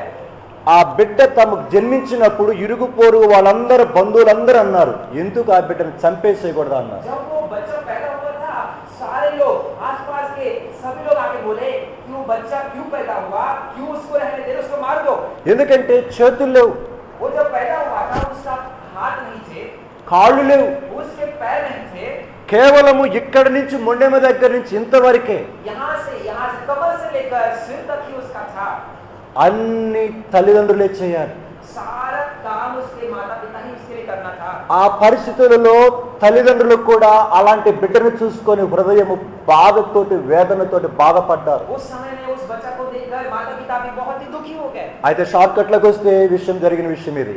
बहुत ही लोग तुम्हें अगर मैं बताता हूँ तो क्या हुआ है, చివరికి తన జీవితంలో నికోవిచ్ కూడా చనిపోవాలని ప్రయత్నం చేశారు. इस अंगवैकल्य के कारण वो निकोविच भी अपने जीवन में सोचा कि मैं अपना जीवन को समाप्त कर दूं। ఎందుకంటే స్కూల్లో జాయిన్ చేస్తామంటే ఏ స్కూల్ వాళ్ళు కూడా అతనికి అడ్మిషన్ ఇవ్వలేదు. क्योंकि वो जब स्कूल में ज्वाइन करना चाहता था, कोशिश की जा रही थी, कोई भी स्कूल में उसका एडमिशन नहीं दिया। అందరూ కూడా మా స్కూల్లో చేర్చుకోమని నో పర్మిషన్ అని చెప్పేశారు. हर कोई कहता था कि हम अपने इस बच्चा को अपने स्कूल में नहीं आने देंगे, हमारे स्कूल में एडमिशन नहीं मिलेगा। हर किसी ने उसे भगा दिया। అంతమంది తన చుట్టూ ఉన్న ఎంతో మంది యవనస్తులు, తనతోటి పిల్లలు ఎగతాళి చేస్తూ, గేలి చేస్తూ, రకరకాలుగా మాట్లాడుతూ వచ్చారు. उसके साथ में बहुत से जवान लोग उसके साथ में जो रहते थे, उसको बहुत ही चिढ़ाते हुए उसका मन को चोट पहुंचाते थे।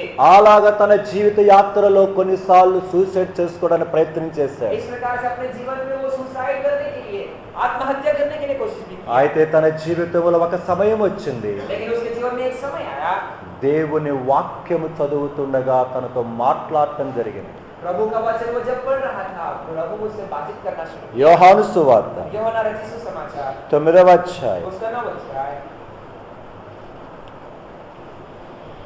యోహాను సువార్త 9వ అధ్యాయం यूहन्ना रचित सुसमाचार उसका 9वां अध्याय 4వ వచనం उसका 3వ వచనం. उसका 3रा पद। యేసు వీడైనను వీని కన్నవారైనను పాపము చేయలేదు, కానీ దేవుని క్రియలు వీని యందు ప్రత్యక్షపరచుటకే వీడు గుడ్డివాడుగా పుట్టెను. यीशु ने उत्तर दिया, ना तो इसने पाप किया था, ना इसके माता पिता ने,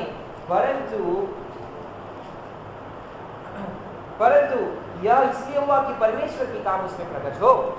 ఈ వచనము తన జీవితంలో 17వ సంవత్సరములో బలముగా దేవుడు మాట్లాడుతూ వచ్చాడు. ये वचन जो था वो 17 साल की उम्र में बहुत ही सामर्थ के साथ परमेश्वर ने उससे बातचीत సో किया। దేవుడు నా పక్షముగా తన క్రియలను బయలుపరుచుకోవటానికి కొరకై నన్ను నా తల్లి గర్భములో నిర్మించిన ఆయన హస్తములు, చేతులు లేకుండా కాళ్ళు లేకుండా నన్ను నిర్మించిందని విశ్వసించాడు. निकोदेमुस ने वो समय में समझ में आया, उसने पहचाना कि ये परमेश्वर मेरे शरीर के द्वारा महिमा पाने के लिए मेरे माता के गर्भ में बिना पैरों का, बिना हाथ का इस रूप में मुझे सृष्टि किया। కానీ అప్పటి వరకు తను అనుకుంటూ వచ్చాడు, దేవుడు నాకు అన్యాయం చేశాడు. तब तक वो सोचता आया कि परमेश्वर ने मेरे जीवन में अन्याय करता गया। చూడు ఆయగట్ని యొక్క నా తోటి సహోదరుడు, చూడు ఆయగట్ని యొక్క అమ్మాయిని ఎట్లా చేశాడు, నన్ను ఎందుకు ఇలాగ చేశాడు, దేవుడు అన్యాయస్తుడని దేవుడి మీద చాలా సనిగాడు. कई संदर्भों में अगल बगल वालों को देखते हुए वो भाई को देखो,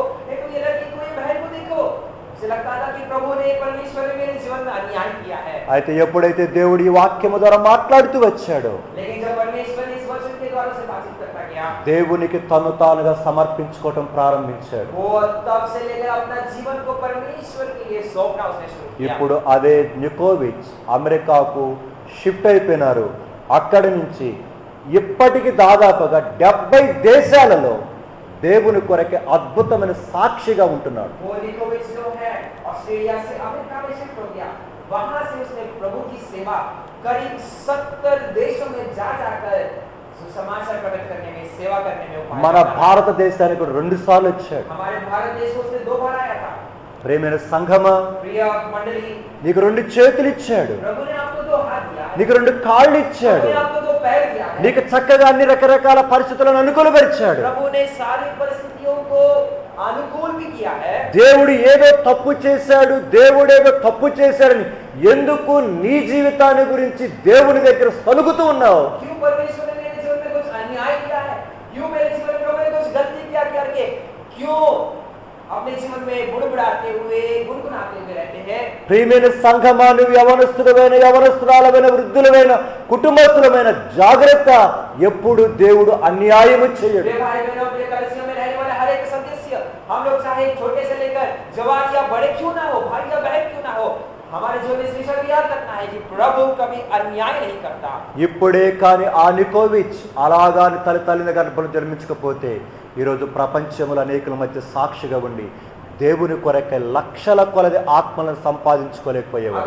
अगर वो निकोविच उस प्रकार से उसके माता के गर्भ में उस प्रकार से रचा नहीं जाता, तो आज के दिन कई सारे लाखों लोगों को प्रभु की ओर कई सारे देशों में वो आकर्षित नहीं कर पाता। కనుకనే ప్రియమైన సహోదరి సహోదరుడా, దేవుడు నిన్ను ఏ ఉద్దేశముతో, ఏ సంకల్పముతో ఎందుకు ఇలాగ నియమించాడు, ఆయన ప్లాన్లో ఉద్దేశములో ఒక భాగం మాత్రమే ఇది.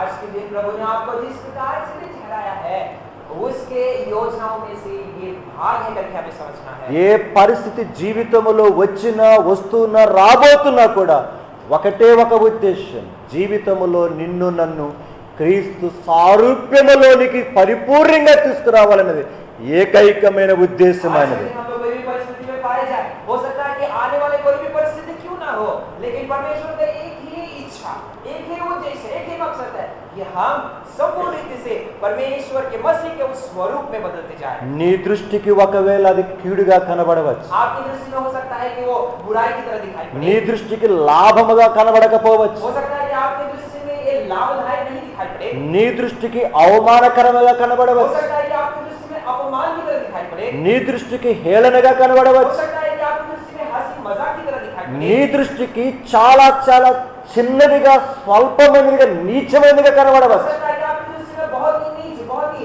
छोटी सी विषय की तरह दिखाई पड़ सकता है। ఒకవేళ అలాగా నీ దృష్టికి కనబడుతున్న ఆ పరిస్థితి ఏదైనప్పటికీ अगर आपकी दृष्टि में ऐसी परिस्थिति कुछ भी इस प्रकार से दिखाई पड़ती है, దాని ద్వారా ఆయన తన క్రియలను తన కార్యమును నీ నుండి ప్రపంచానికి వెల్లడిపరచడానికి उस ఇష్టపడుతున్నాడు. परिस्थिति के द्वारा, उस विषय के द्वारा परमेश्वर चाहता है कि आपके जीवन के द्वारा परमेश्वर की इच्छा, परमेश्वर का उद्देश्य इस संसार में पहुंचे। మనకి తెలుసు, ప్రపంచంలోని పరిశుద్ధ గ్రంథములోని అద్భుతమైన లీడర్ మనం చూడవచ్చు. परमेश्वर के वचन में से, सारा संसार में से बहुत ही अद्भुत रीति का एक अगुवा को हम लोग परमेश्वर के वचन में देखते हैं। చెప్పగలరా, బైబిల్లో ఒక అద్భుతమైన లీడర్ ఉన్నాడు? परमेश्वर के वचन में एक अद्भुत अगुवा, एक लीडर हम लोग परमेश्वर के वचन में అలాంటి వాడిని మనము పాత నిబంధన గ్రంథంలో కానీ క్రొత్త నిబంధనలో చూడలేము. उस प्रकार की अगुवा को, उस प्रकार का लीडर को ना तो नया नियम में, ना तो पुराने नियम में हम लोग देख नहीं सकते। ఆ వ్యక్తే మోషే. वही मूसा है। ఆ మోషే దేవుడు తనతో మాట్లాడుతున్నప్పుడు తను అన్నాడు, అయ్యా నేను నాలుక నాంద్యమ కలవాడు, నేను నత్తివాడను అని అన్నాడు. जब परमेश्वर उसको आज्ञा देता है, मूसा कहता है कि प्रभु मैं मुंह खोलकर ठीक से बात नहीं कर पाता हूं। ఒకవేళ అహరోనే కానీ మిరియామే కానీ తన అన్న అక్కలు కూడా ఎన్నిసార్లు ఎగతాళి చేశారో మాట్లాడుతుంటే, इस प्रकार से जब मूसा बोल नहीं पाता था, उसके शब्द ठीक से स्पष्टता के साथ जब नहीं आती थी, हो सकता है कि अहरोन, मिरियम और उसके बहुत सारे साथी लोग उसको बहुत चिढ़ाए होंगे। మనం కూడా చూస్తూ ఉంటాం, మన ఇళ్ళ దగ్గర నత్తి వాళ్ళతో మాట్లాడుతుంటే ఆ మాటలు మాట్లాడుతుంటే మనకి నవ్వు వస్తుంది. कई साल में समय पर हम लोग देखते हैं कोई किसी को स्पष्टता के साथ बोलना नहीं आता, तोतला पन के साथ कोई बातचीत करता है तो हमको उनको देखकर हंसी आती है। కొన్నిసార్లు వాళ్ళని ఏడిపించడానికి మళ్ళీ మాట్లాడని మాట్లాడిపించుకొని నవ్వుతుంటాం మనం. कई संदर्भों में हम लोग उसको बार-बार उसको चिढ़ाने के लिए उसको बोलते हैं कि फिर और एक बार बोल करके हम लोग उसको दुखी करने के लिए कोशिश करते हैं। మోషే అలాగా ఎంత కాలము పడ్డాడో మనకి తెలియదు. इस प्रकार के अनुभव में मूसा कितना दिन में था हम तो जानते नहीं, కానీ ఒకటే దేవుడు చెప్పాడు. लेकिन परमेश्वर ने एक बात बताया। 4వ అధ్యాయం 11వ వచనం, 4వ అధ్యాయం 15వ వచనములో మోషే మనుషునికి నోరిచ్చిన వాడెవడు, మనుషునికి కన్నులనిచ్చిన వాడెవడని ప్రశ్నించాడు దేవుడు. परमेश्वर मूसा को प्रश्न करता है। निर्गमन की पुस्तक 4 अध्याय 11 और 12 पद में, मूसा मनुष्य को किसने मुंह दिया, मूसा मनुष्य को किसने आंख दिया। మరలా చెప్తున్నాడు, నేను నెత్తివాడను, నేను మాట మాంద్యమ కలిగిన వాడను, నా చేత కాదంటూ వచ్చాడు. बार बार मूसा कहता है कि प्रभु मैं तोतला हूँ, प्रभु मैं स्पष्टता के साथ बोल नहीं पाता, प्रभु मुझसे नहीं हो पाएगा। ప్రియమైన సంఘమా, మీరు కూడా ఒకవేళ ఈ రాత్రికాల సమయంలో దేవుడు నాలో ఏదో లోపం పెట్టాడు, నా చేత కాదు, నా వల్ల కాదని దేవుని దగ్గర ఇప్పటి వరకు ఎన్ని సంవత్సరాల నుంచి దేవుని దగ్గర సలుగుతూ వచ్చారేమో. हो सकता है कि आप में से कोई भी प्रभु की उपस्थिति में आकर प्रभु मेरे शरीर में तो मुझ में किसी प्रकार की कमी गति रखा है करके कई बार प्रभु की उपस्थिति में प्रभु से शिकायत करते आ रहे होंगे। అదే దేవుడు మోషేతో మాట్లాడిన వాడు ఈ రాత్రికాల సమయంలో దేవుని మందిరంలో కూర్చుని నీతోనే మాట్లాడుతున్నాడు. आज के दिन प्रभु जो मूसा से उस दिन में बात किया था, वही परमेश्वर आज के दिन हमसे भी बातचीत करता है। ఓ నా కుమారుడా, ఓ నా కుమార్తె, నీ తల్లి గర్భములో అలాగని నిర్మించింది నేనే. वो प्रिय भाई, वो प्रिय बहन, वो मेरी बेटी, वो मेरा बेटा, इस प्रकार से निर्माण सृष्टि मैंने ही किया है। నేనే నిన్ను నల్లదానిగాను, తెల్లదానిగాను, పొట్టిదానిగాను, పొడవదానిగాను, తెలివి తక్కువ వాడికి నేనే కలుగు చేశా. मैंने ही तुम्हें गोरा करने, नहीं तो काला करने, नहीं तो नादा, नहीं तो लंबा, नहीं तो किसी प्रकार की कमी घटी के साथ मैंने ही सृष्टि किया है। ఎందుకు నేను అలాగ చేశానంటే నా క్రియలు నీ ద్వారా ప్రపంచానికి బయటపడాలి, అదే ఉద్దేశంతో చేశా. आज जब आप प्रश्न करते हो मुझे इस परिस्थिति में प्रभु क्यों रखा, तो प्रभु कहता है कि तुम्हारे द्वारा, इस परिस्थिति के द्वारा प्रभु के काम इस संसार में दिखाई पड़े। నా క్రియలు నీ ద్వారా బయలుపరచుకోవడానికి కొరకు నేను అలాగ చేశానని మాట్లాడుతున్నాడు. मेरे कार्यों को तेरे द्वारा इस संसार तक प्रकट करने के लिए मैंने इस परिस्थिति को किया है। యేసు ప్రభువుని వెంబడిస్తున్న శిష్యులు అడుగుతూ వచ్చారు, వీరు చేశారా పాపము, వీరు తల్లిదండ్రులు చేశారా అడుగుతున్నారు. प्रभु यीशु मसीह के साथ जो चेले थे उससे पूछते हैं, क्या इसने पाप किया या इसके माँ-बाप ने पाप किया। అలాగనే మీరు అడుగుతూ ఉండవచ్చు, మా అమ్మ చేసిందా పాపము, మా నాన్న చేశాడా, ఎవరు చేశారు అడుగుతూ ఉండవచ్చు. हो सकता है कि आप भी पूछ रहे हो, क्या मैंने पाप किया या मेरे माँ-बाप ने पाप किया है क्या। ఒకవేళ ఎన్ని ప్రశ్నలు వేసినా దేవుని దగ్గర నుంచి వచ్చే సమాధానం ఒకటే ఒకటి. आप कितने भी प्रश्न प्रभु से पूछे, लेकिन प्रभु से आपको एक ही जवाब मिलेगा। ఓ మోషే, ఓ నా ప్రియమైన సహోదరుడా సహోదరి, प्रिय भाई और बहन, నిన్ను నిర్మించింది నేనే, मैंने तुझे सृष्टि किया, అలాగా నీ చేతులు నిర్మించింది నేనే, उस प्रकार से तेरे हाथों को मैंने सृष्टि किया, అలాగనే నీ ముఖము నిర్మించింది నేనే, इस प्रकार से तेरे चेहरा को मैंने निर्माण किया है, అలాగనే నీ మూతిని నిర్మించిన వాడిని నేనే, तेरे मुंह को मैंने इस प्रकार से मैंने खुद निर्माण किया, అలాగనే నీ దేహము నిర్మించిన వాడిని నేనే. इस प्रकार से तेरा शरीर जो है मैंने सृष्टि किया है। దాన్ని చూసుకొని నీవు నా మీద సనగవద్దు. उसको देखते हुए मेरे ऊपर तुम शिकायत मत करो। దానిని చూసి నిర్మించిన నన్ను చూసి నీవు ఎందుకు చేసావో దాన్ని నాకు బయలుపరచని ప్రార్థించు. प्रभु इस प्रकार की परिस्थिति में देखो, इस प्रकार के रूप में क्यों रखा है करके मैंने जो सृष्टि किया मुझसे पूछ, मैं तुझे बताता हूँ। కనుకనే ప్రియమైన సంఘమా, అలాంటి నత్తివాడైన మాట మాంద్యమ కలిగిన వాడైన అదే మోషేని పట్టుకొని దేవుడు ప్రపంచములోని ఏ నాయకుడు నడిపించలేని 40 సంవత్సరాలు ఇజ్రాయేలు ప్రజలను అద్భుతముగా నడిపించిన నాయకుడిగా చేశాడు. जो तोतला था, जिसकी बात में किसी प्रकार की स्पष्टता नहीं थी, जो बोल नहीं पाता था, उस व्यक्ति, उस मूसा को लेकर परमेश्वर ने संसार में ऐसा कोई व्यक्ति नहीं जो 40 साल तक उतने सारे लोगों को बहुत ही अद्भुत रीति से अगुवा करते हुए आगे लेकर चलता गया। ఈ రోజు వడికి మీరు కానీ ఇజ్రాయెల్ దేశంకి వెళితే आज के दिन अगर आप इजराइल देश में जाओगे, ఇజ్రాయెల్ దేశంలోని ఇజ్రాయేలీ ప్రజలందరూ కూడా రెండు విషయాల్లో చాలా పట్టింపు కలిగి ఉంటారు. इजराइल देश में सारे इजराइली लोग दो बात के विषय में बहुत ही कड़क रहते हैं। మొదటిది తమను సృష్టించిన దేవుని గురించి, सबसे पहली बात उनको जो परमेश्वर ने सृष्टि किया उसके विषय में, రెండవది తమ కొరకై 40 రాత్రింబగళ్ళు దేవుని సన్నిధిలో 2 సార్లు కనిపెట్టి దేవుని యొద్ద నుండి తీసుకుని వచ్చిన ధర్మశాస్త్రము తెచ్చిన మోషేను బట్టి.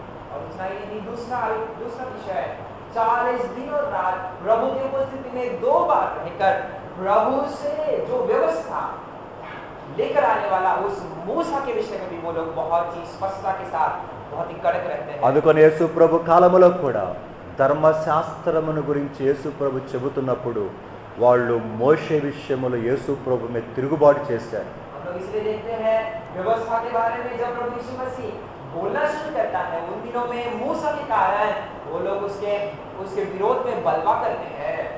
మోషేని గౌరవించడానికి ఇష్టపడ్డారు, కానీ యేసు ప్రభును కూడా తృణీకరించడానికి ఇష్టపడ్డారు. इसलिए हम लोग देखते हैं कि यीशु मसीह को ठुकराने के लिए भी इच्छा रखी, लेकिन मूसा को किसी प्रकार का अपमान करने के लिए तैयार नहीं। కనుకని ప్రియమైన సంఘమా, అలాంటి నోటి మాంద్యము కలిగిన మోషేను ఈ రోజు వాడికి దేవుడు తర్వాత దేవుడులాగా కొలుస్తారు మోషేను వారు. आज के दिन हम लोग देखते हैं वही जो दोतलापन में मूसा पाया जाता था, अस्पष्ट बात करने वाला उस मूसा को परमेश्वर के बाद परमेश्वर की तरह पूजने वाले लोग आज इजरायली है। కాబట్టి ప్రియమైన సంఘమా, మోషేకు వలె మనమును కూడా లోబడదాం. इसलिए प्रिय कलीसिया, हम भी मूसा की तरह अपने आप को प्रभु के आगे बढ़ाने आएंगे। ఆయన మనలో తనను తానుగా ప్రపంచానికి చూపించుకోవాలని ఇష్టపడుతున్నాడు. आज के दिन हमको इस्तेमाल करते हुए हमारे जीवन के द्वारा प्रभु अपने आप को इस संसार को प्रकट होना चाहता है। ఆయన క్రియలు, ఆయన గొప్పతనం, ఆయన మహిమ ప్రపంచములో అనేకులకు చూపించటానికి కొరకై నీ ఇంటిలో వారందరికంటే ముందుగా నిన్ను రక్షించుకున్నాడు. परमेश्वर की नाम, परमेश्वर का उद्देश्य, परमेश्वर की वो महिमा इस संसार में प्रकट करने के लिए आपके घर में सबसे पहले शायद आपको प्रभु ने चुना है। ఒక్కసారి ఆలోచించు ప్రియమైన సహోదరుడా. एक बार हम सोच कर देखेंगे प्रिय भाई और बहन, ఈ దినాన్న నీవు క్రీస్తు వలె ఎదుగుట కొరకై అన్ని విషయములలో ప్రయాసపడుతున్నావా? आज के दिन क्या हम लोग प्रभु की तरफ बढ़ने के लिए, प्रभु की स्वरूप में बढ़ने के लिए हर एक तरीके से हम लोग कोशिश करके आ रहे हैं। క్రీస్తు సారూప్యములోనికి రావటానికి కొరకై ప్రసవ వేదన పడుతున్నావా? प्रभु की मसीह के उस स्वरूप में आने के लिए चर्चा से पीड़ाएं क्या हमने होती नहीं। కానీ గలతీ సంఘముతోటి చాలా దుఃఖకరమైన మాట అపోస్తలుడైన పౌలు చెబుతూ ఉన్నాడు. बहुत ही दुख भरी बात गलती उस मंडली को देखते हुए लिखते हुए पौलुस कहता है, గలతీ 6వ అధ్యాయం गलती की पत्री उसका 6 अध्याय, గలతీ 6వ అధ్యాయము 12వ వచనం. गलती की पत्री उसका 6 अध्याय उसका 12 वचन, శరీర విషయమందు చక్కగా అగపడుగోరు వారు ఎవరో? जो लोग शारीरिक दिखावा चाहते हैं वे ही तुम्हारा कल्पना करवाने के लिए दबाव डालते हैं। ఒక్కసారి ఆలోచించండి. एक बार सोच कर देखेंगे, చాలా స్పష్టంగా చెబుతున్నాడు అపోస్తలుడైన పౌలు. बहुत ही स्पष्टता के साथ प्रेरित पौलुस इस बात को कहता है, శరీర విషయమందు చక్కగా అగుపడవలనని ఆశిస్తున్నారట. जो लोग शरीर को दिखावा चाहते हैं, దేవుని సంఘములో ఉన్న हम प्रभु की कलीसिया में पाए जाते हैं। ఆనాడు గలతీలకు వలె నీవు కూడా నేను కూడా అలాగనే ఉంటున్నట్లయితే చాలా బాధపడవలసిన విషయం. अगर उन दिनों में जिस प्रकार से गलती की मंडली थी उसी प्रकार की परिस्थिति में अगर हम लोग भी पाए जाते हैं, बहुत ही दुखी होने का कारण ये है। ఈరోజు చిన్నవారు మొదలుకొని వృద్ధుల వరకును కూడా శారీరక సంబంధమైన విషయములలో చక్కగా అగుపడవలనని ఎంతో ఎంతో ప్రయాసపడుతున్నారు. आज के दिन प्रभु के लोग बहुत से जवान हो, छोटे हो, बड़े क्यों ना हो, शारीरिक रीति से अच्छे तरीके से दिखाई पड़ने के लिए कितना मेहनत करके जा रहे हैं। ఒక్కసారి ఆలోచించు. एक बार आप सोच के देखिए, ఇప్పటి వరకు క్రీస్తు యేసును అంగీకరించిన నాటి నుంచి ఈ రోజు వరకు నా జీవితంలో శారీరకముగా చక్కగా అగుపరచబడటానికి కొరకై నేను వ్యయ ప్రయాసలు పడుతున్నానా, లేకపోతే దేవునిలో చక్కగా అగుపడటానికి కొరకై ప్రయాసపడుతున్నానా ప్రశ్నించుకోండి. एक बार हम लोग अपने आप को प्रश्न करेंगे, प्रभु को जब से हमने अंगीकार किए उद्धारकर्ता रूप में हमने ग्रहण किए, तब से लेकर आज तक क्या हम लोग शरीर की सुंदरता को दिखाने की कोशिश में पाए जाते हैं? नहीं तो प्रभु के उस स्वरूप में, प्रभु की उस सुंदरता में पाए जाने के लिए मेहनत करने वाले, कोशिश करने वाले हैं क्या? अपने आप को प्रश्न करेंगे. ఒక చిన్న ఎగ్జాంపుల్, ఒక ఉదాహరణ గుర్తుకొస్తుంది నాకు. आपको एक उदाहरण याद दिलाना चाहता हूँ. నాకు తెలిసిన ఒక కుటుంబం ఉన్నది. मुझे एक परिवार मुझे मालूम है. వారి కుటుంబంలో వారి కుమార్తె కనుక వయసు వచ్చిన తర్వాత ఆ కుమార్తెకు వివాహం చేశారు.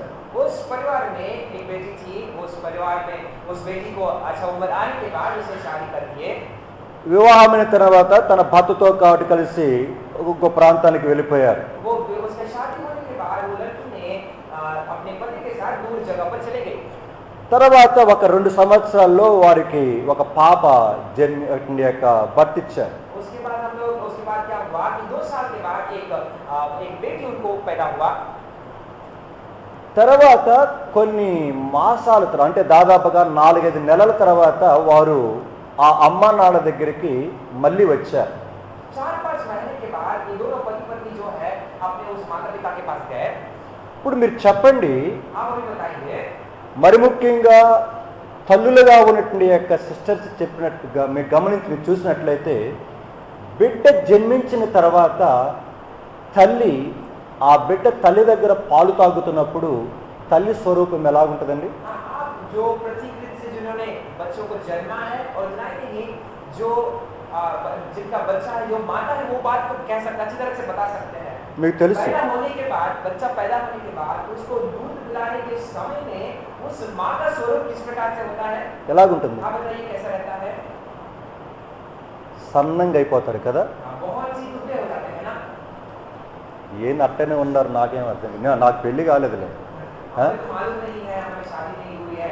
సన్నంగా అయిపోతారు, సన్నంగా అయిపోతారు కదా. बहुत ही दुबले हो जाते हैं. ఎందుకంటే పిల్లలు ఆ తల్లి దగ్గర పాలు తీసుకుంటూ ఉంటారు. ఆ తల్లికి ఒకటే వేదన, ఆ బిడ్డ బాగా పుష్టి కలగాలని ఆ తల్లి బాగా ప్రయాసపడుతుంటుంది. हमको मालूम है, इस बात जानते हैं.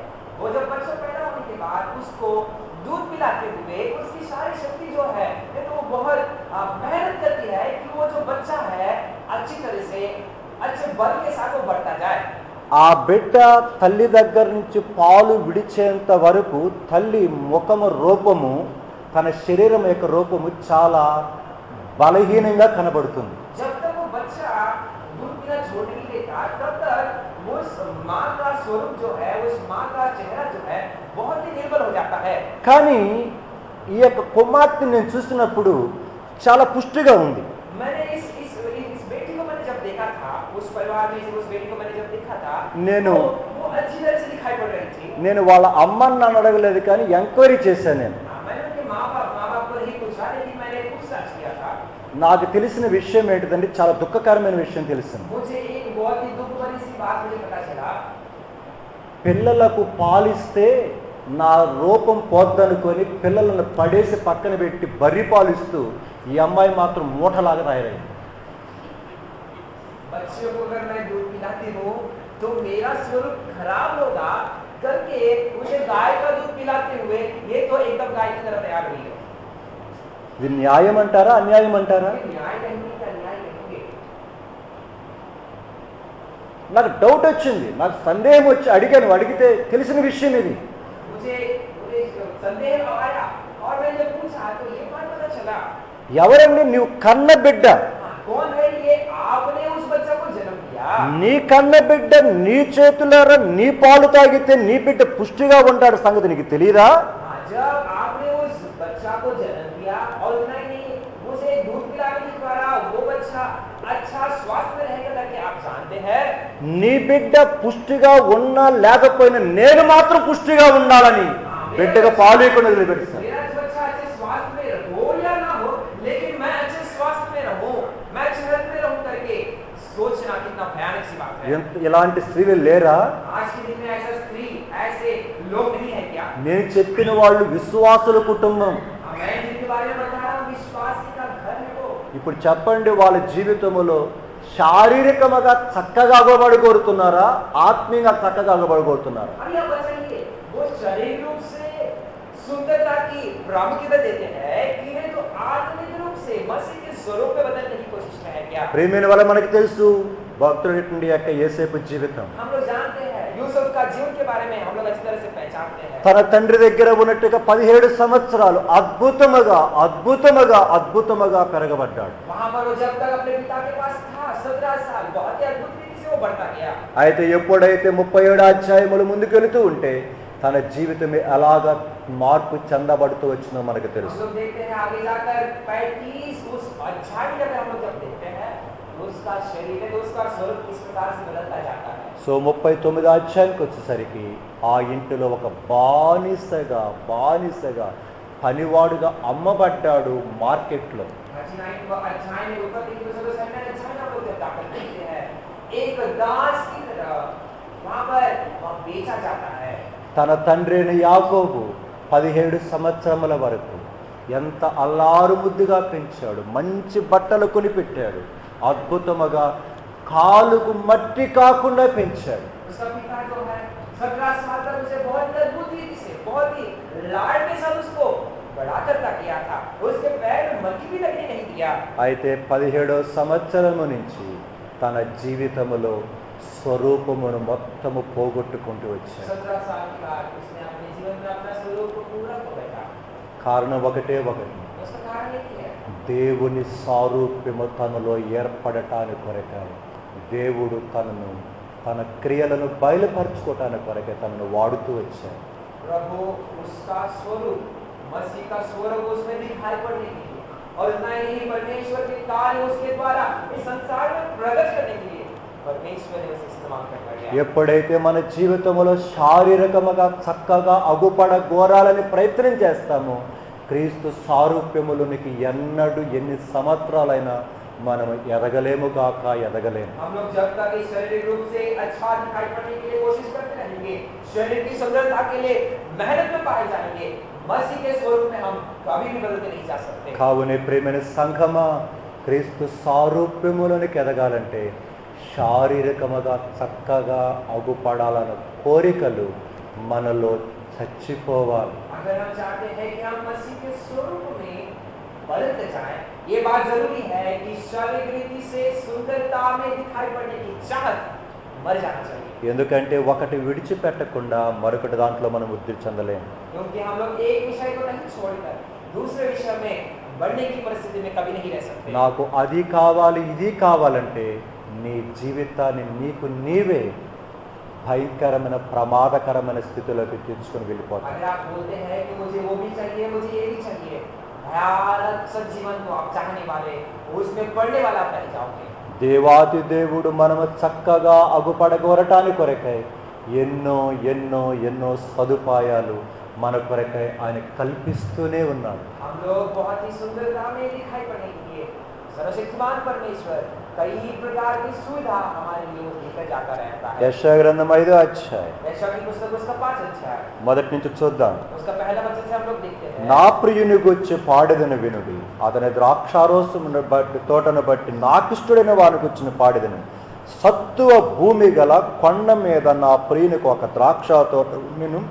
ఆయన దానిని బాగుగా త్రవ్వి రాళ్లను ఏరి అందులో శ్రేష్టమైన ద్రాక్ష తీగలను నాటించెను. దాని మధ్యను బురుజు ఒకటి వేయించి ద్రాక్ష తొట్టిని తొలిపించి ద్రాక్ష పండ్ల ఫలింపవలని ఎదురు చూచుచుండెను గాని అది కారు ద్రాక్షలు కాచును. కావున యెరూషలేము నివాసులారా, యూదావారులారా, నా ద్రాక్ష తోట విషయము నాకు న్యాయము తీర్చవలనని మిమ్మల్ని వేడుకొనుచున్నాను. నేను నా ద్రాక్ష తోటకు చేసిన దానికంటే మరి ఏమీ దానికి చేయగలను? అది దాని ద్రాక్ష పండ్ల కాయవని కనిపెట్టినప్పుడు అది కారు ద్రాక్షాల కాయటకు కారణమేమి? अब मैं अपने प्रिय के लिए और उसकी दाख की बारी के विषय में लिख रहा था। एक अति उपजाऊ टीले पर मेरे प्रिय की एक दाख की बारी थी। उसने उसकी मिट्टी खोदी और उसके पत्थर बीन कर उसमें उत्तम जाति की एक दाख लगाई। उसके बीच में उसने एक गुम्बद बनाया और दाखरस के लिए एक कुंड भी खोदा। तब उसने एक दाख की आशा की, परंतु उसमें निकम्मी दाख की लगी। अब हे यरूशलेम के निवासी और हे यहूदा के मनुष्य, मेरी और मेरी दाग की बारी के बीच में न्याय करो। मेरी दाग की बारी के लिए और क्या करना रह गया जो मैंने उसके लिए ना किया हो? फिर क्या कारण है कि जब मैंने दाग की आशा की तब उसने निकम्मी दाग लगी? ప్రియమైన వాళ్ళరా, ఆ ద్రాక్ష తోట చక్కగా కనబడవలను. वो जो दाग की बारी है बहुत ही सुंदरता के साथ दिखाई ఆ पड़ती ద్రాక్ష తోట అన్ని తోటల కంటే ప్రత్యేకముగా కనబడవలను. है। वो दाग की बारी जो है बाकी सब बारियों से बहुत ही प्रत्येक रूप में दिखाई पड़नी है। ఆ ద్రాక్ష తోట కొరకై ఆయన ఏమి చేయగలడో అవన్నీ కూడా దాని కొరకై ये చేశాడు. दाग की बारी के लिए प्रभु जो कुछ भी करना था सब कुछ किया है। అందుకనే 4వ వచనం మాట, నేను నా ద్రాక్ష తోటకు చేసిన దానికంటే మరి ఏమి దానికి నేను చేయగలను? 14 वचन में हम लोग देखते हैं मेरी दाग की बारी के लिए और क्या करना रह गया जो मैंने उसके लिए ना किया हो। ఒకవేళ నీ భర్త నీ విషయములో, నీ భార్య నీ విషయములో, నీ బిడ్డల విషయములో, తల్లిదండ్రులుగా మీరు మీ అమ్మ నాన్న విషయంలో మీరు చేయలేకపోవచ్చు. हो सकता है कि आप अपने पति के विषय में, अपने पत्नी के विषय में, तो अपने माँ बाप के विषय में जो करना रह गया है शायद नहीं किए हो। అయితే దేవుడు అన్నిటిని కూడా నీ భర్త కంటే, నీ భార్య కంటే, మీ తల్లిదండ్రుల కంటే, నీ కలిగిన వారి కంటే ఎన్నో చేస్తూ ఉన్నాడు. ఆయనను ఆయన సారూప్యములోనికి రాలేకపోవటానికి కారణమేమి? యెరూషలేము వారలారా, యోధా వారలారా ప్రశ్నిస్తున్నాడు. चाहे हमारे माँ या हमारे पिता, नहीं तो हमारे बंधु मित्र, हमारे पति या पत्नी हमारे प्रति जितना करना चाहते था नहीं करने पर भी परमेश्वर जो है हमारे लिए दाग की बारी की तरह दिखाई पड़ती है। जो कुछ भी करना था सब कुछ किया, ऐसा कुछ भी नहीं जो रह गया है। फिर भी निकम्मी दाग आने का कारण क्या है? यरूशलेम के पास इसका कारण क्या है? क्या है? కనుకనే అదే విధముగా ఈ క్రిస్టియన్ అసెంబ్లీలో ఉన్న మనల్ని దేవుడు అడుగుతున్నాడు, ఇంతకంటే నేను ఇంకేమి చేయగలను? आज के दिन क्रिश्चियन असेंबली हॉल में पाए जाए हम सब से प्रभु जी इस बात को पूछता है, इससे बढ़कर मैं क्या करूं? దేవుడు చేసే వాటన్నిటికంటే ఈ లోకములో ఎవరైనా ఎక్కువని చేయగలరా? परमेश्वर जो करता है उससे बढ़कर कोई क्या इस संसार में मनुष्य कर सकता है क्या? ఈ ఆకాశమును భూమినందున సమస్తమును కూడా కలుగ చేసిన ఆయనకి చేత కానిదేదైనా నీ భర్త చేయగలడా? నీ భార్య చేయగలరా? నీ కలిగిన నీ బంధువులు చేయగలరా? ప్రశ్నించుకో. परमेश्वर जिसने इस आकाश और भूमि को सृष्टि किया उससे बढ़कर कोई ऐसा विषय कि आपकी पति या पत्नी, आपके बंधु मित्र कुछ कर सकता है क्या? అందుకనే ప్రశ్నిస్తున్నాడు, ఓ యెరూషలేము వారలారా, ఓ యూదా వారలారా, నాకు న్యాయం చెప్పండి అయ్యా. इसलिए वहां पर वो पुकार कर कहता है, हे यरूशलेम के निवासी, न्याय मेरे लिए कीजिए। ఈ రాత్రికాల సమయంలో క్రైస్తవ అసెంబ్లీలో ఉన్న ప్రియమైన సహోదరి సహోదరుడా, నిన్ను నన్ను కూడా అదే సూటి ప్రశ్న అడుగుతున్నాడు. आज के दिन क्रिश्चियन असेंबली हॉल में पाए जाने हर एक विश्वासी के साथ हर एक व्यक्ति आप और मुझसे प्रभु ये सीधा सा प्रश्न पूछता है। ఓ క్రైస్తవ అసెంబ్లీలో కూర్చున్న ఓ నా ప్రియమైన కుమారుడా, వా నా కుమార్తె, నీ జీవితంలో నేను చేసిన వాటికంటే ఇంకెవరైనా ఏమైనా చేయగలరా? क्रिश्चियन असेंबली हॉल में बैठे मेरे पुत्र, मेरे बेटी, मेरे बेटा, मेरे संतान, मैंने जितना तुम्हारे लिए किया था उससे बढ़कर कोई और कर सकता है क्या? ఇంత కార్యములు చేసినప్పటికీ నీ జీవితంలో నీవు కారు ద్రాక్షలు కాయుటకు హేతువేమిటి? कितना काम, कितना जो कुछ भी करना था करने पर भी निकम्मे दाग लगने का कारण क्या है? ఇంతకాలము నీకు వర్షమును, వాక్యమును, వర్షమును, హిమము వలె నీ జీవితం మీద కురిపిస్తున్న దానికంటే ఇంకా నేను ఏమి చేయగలను? इतने दिनों से परमेश्वर का वचन को बारिश की तरह, हिम की तरह मैं बरसाने के बावजूद भी इससे बढ़कर मैं तुम्हारे लिए क्या करूं? ఈ రోజు వరకు నీ వ్యక్తిగత జీవితములో, ఆత్మీయ జీవితములో, ఆరోగ్య విషయములో, కుటుంబ జీవితములో చేసిన వాటికంటే ఇంకా నేను ఏమి చేయగలను?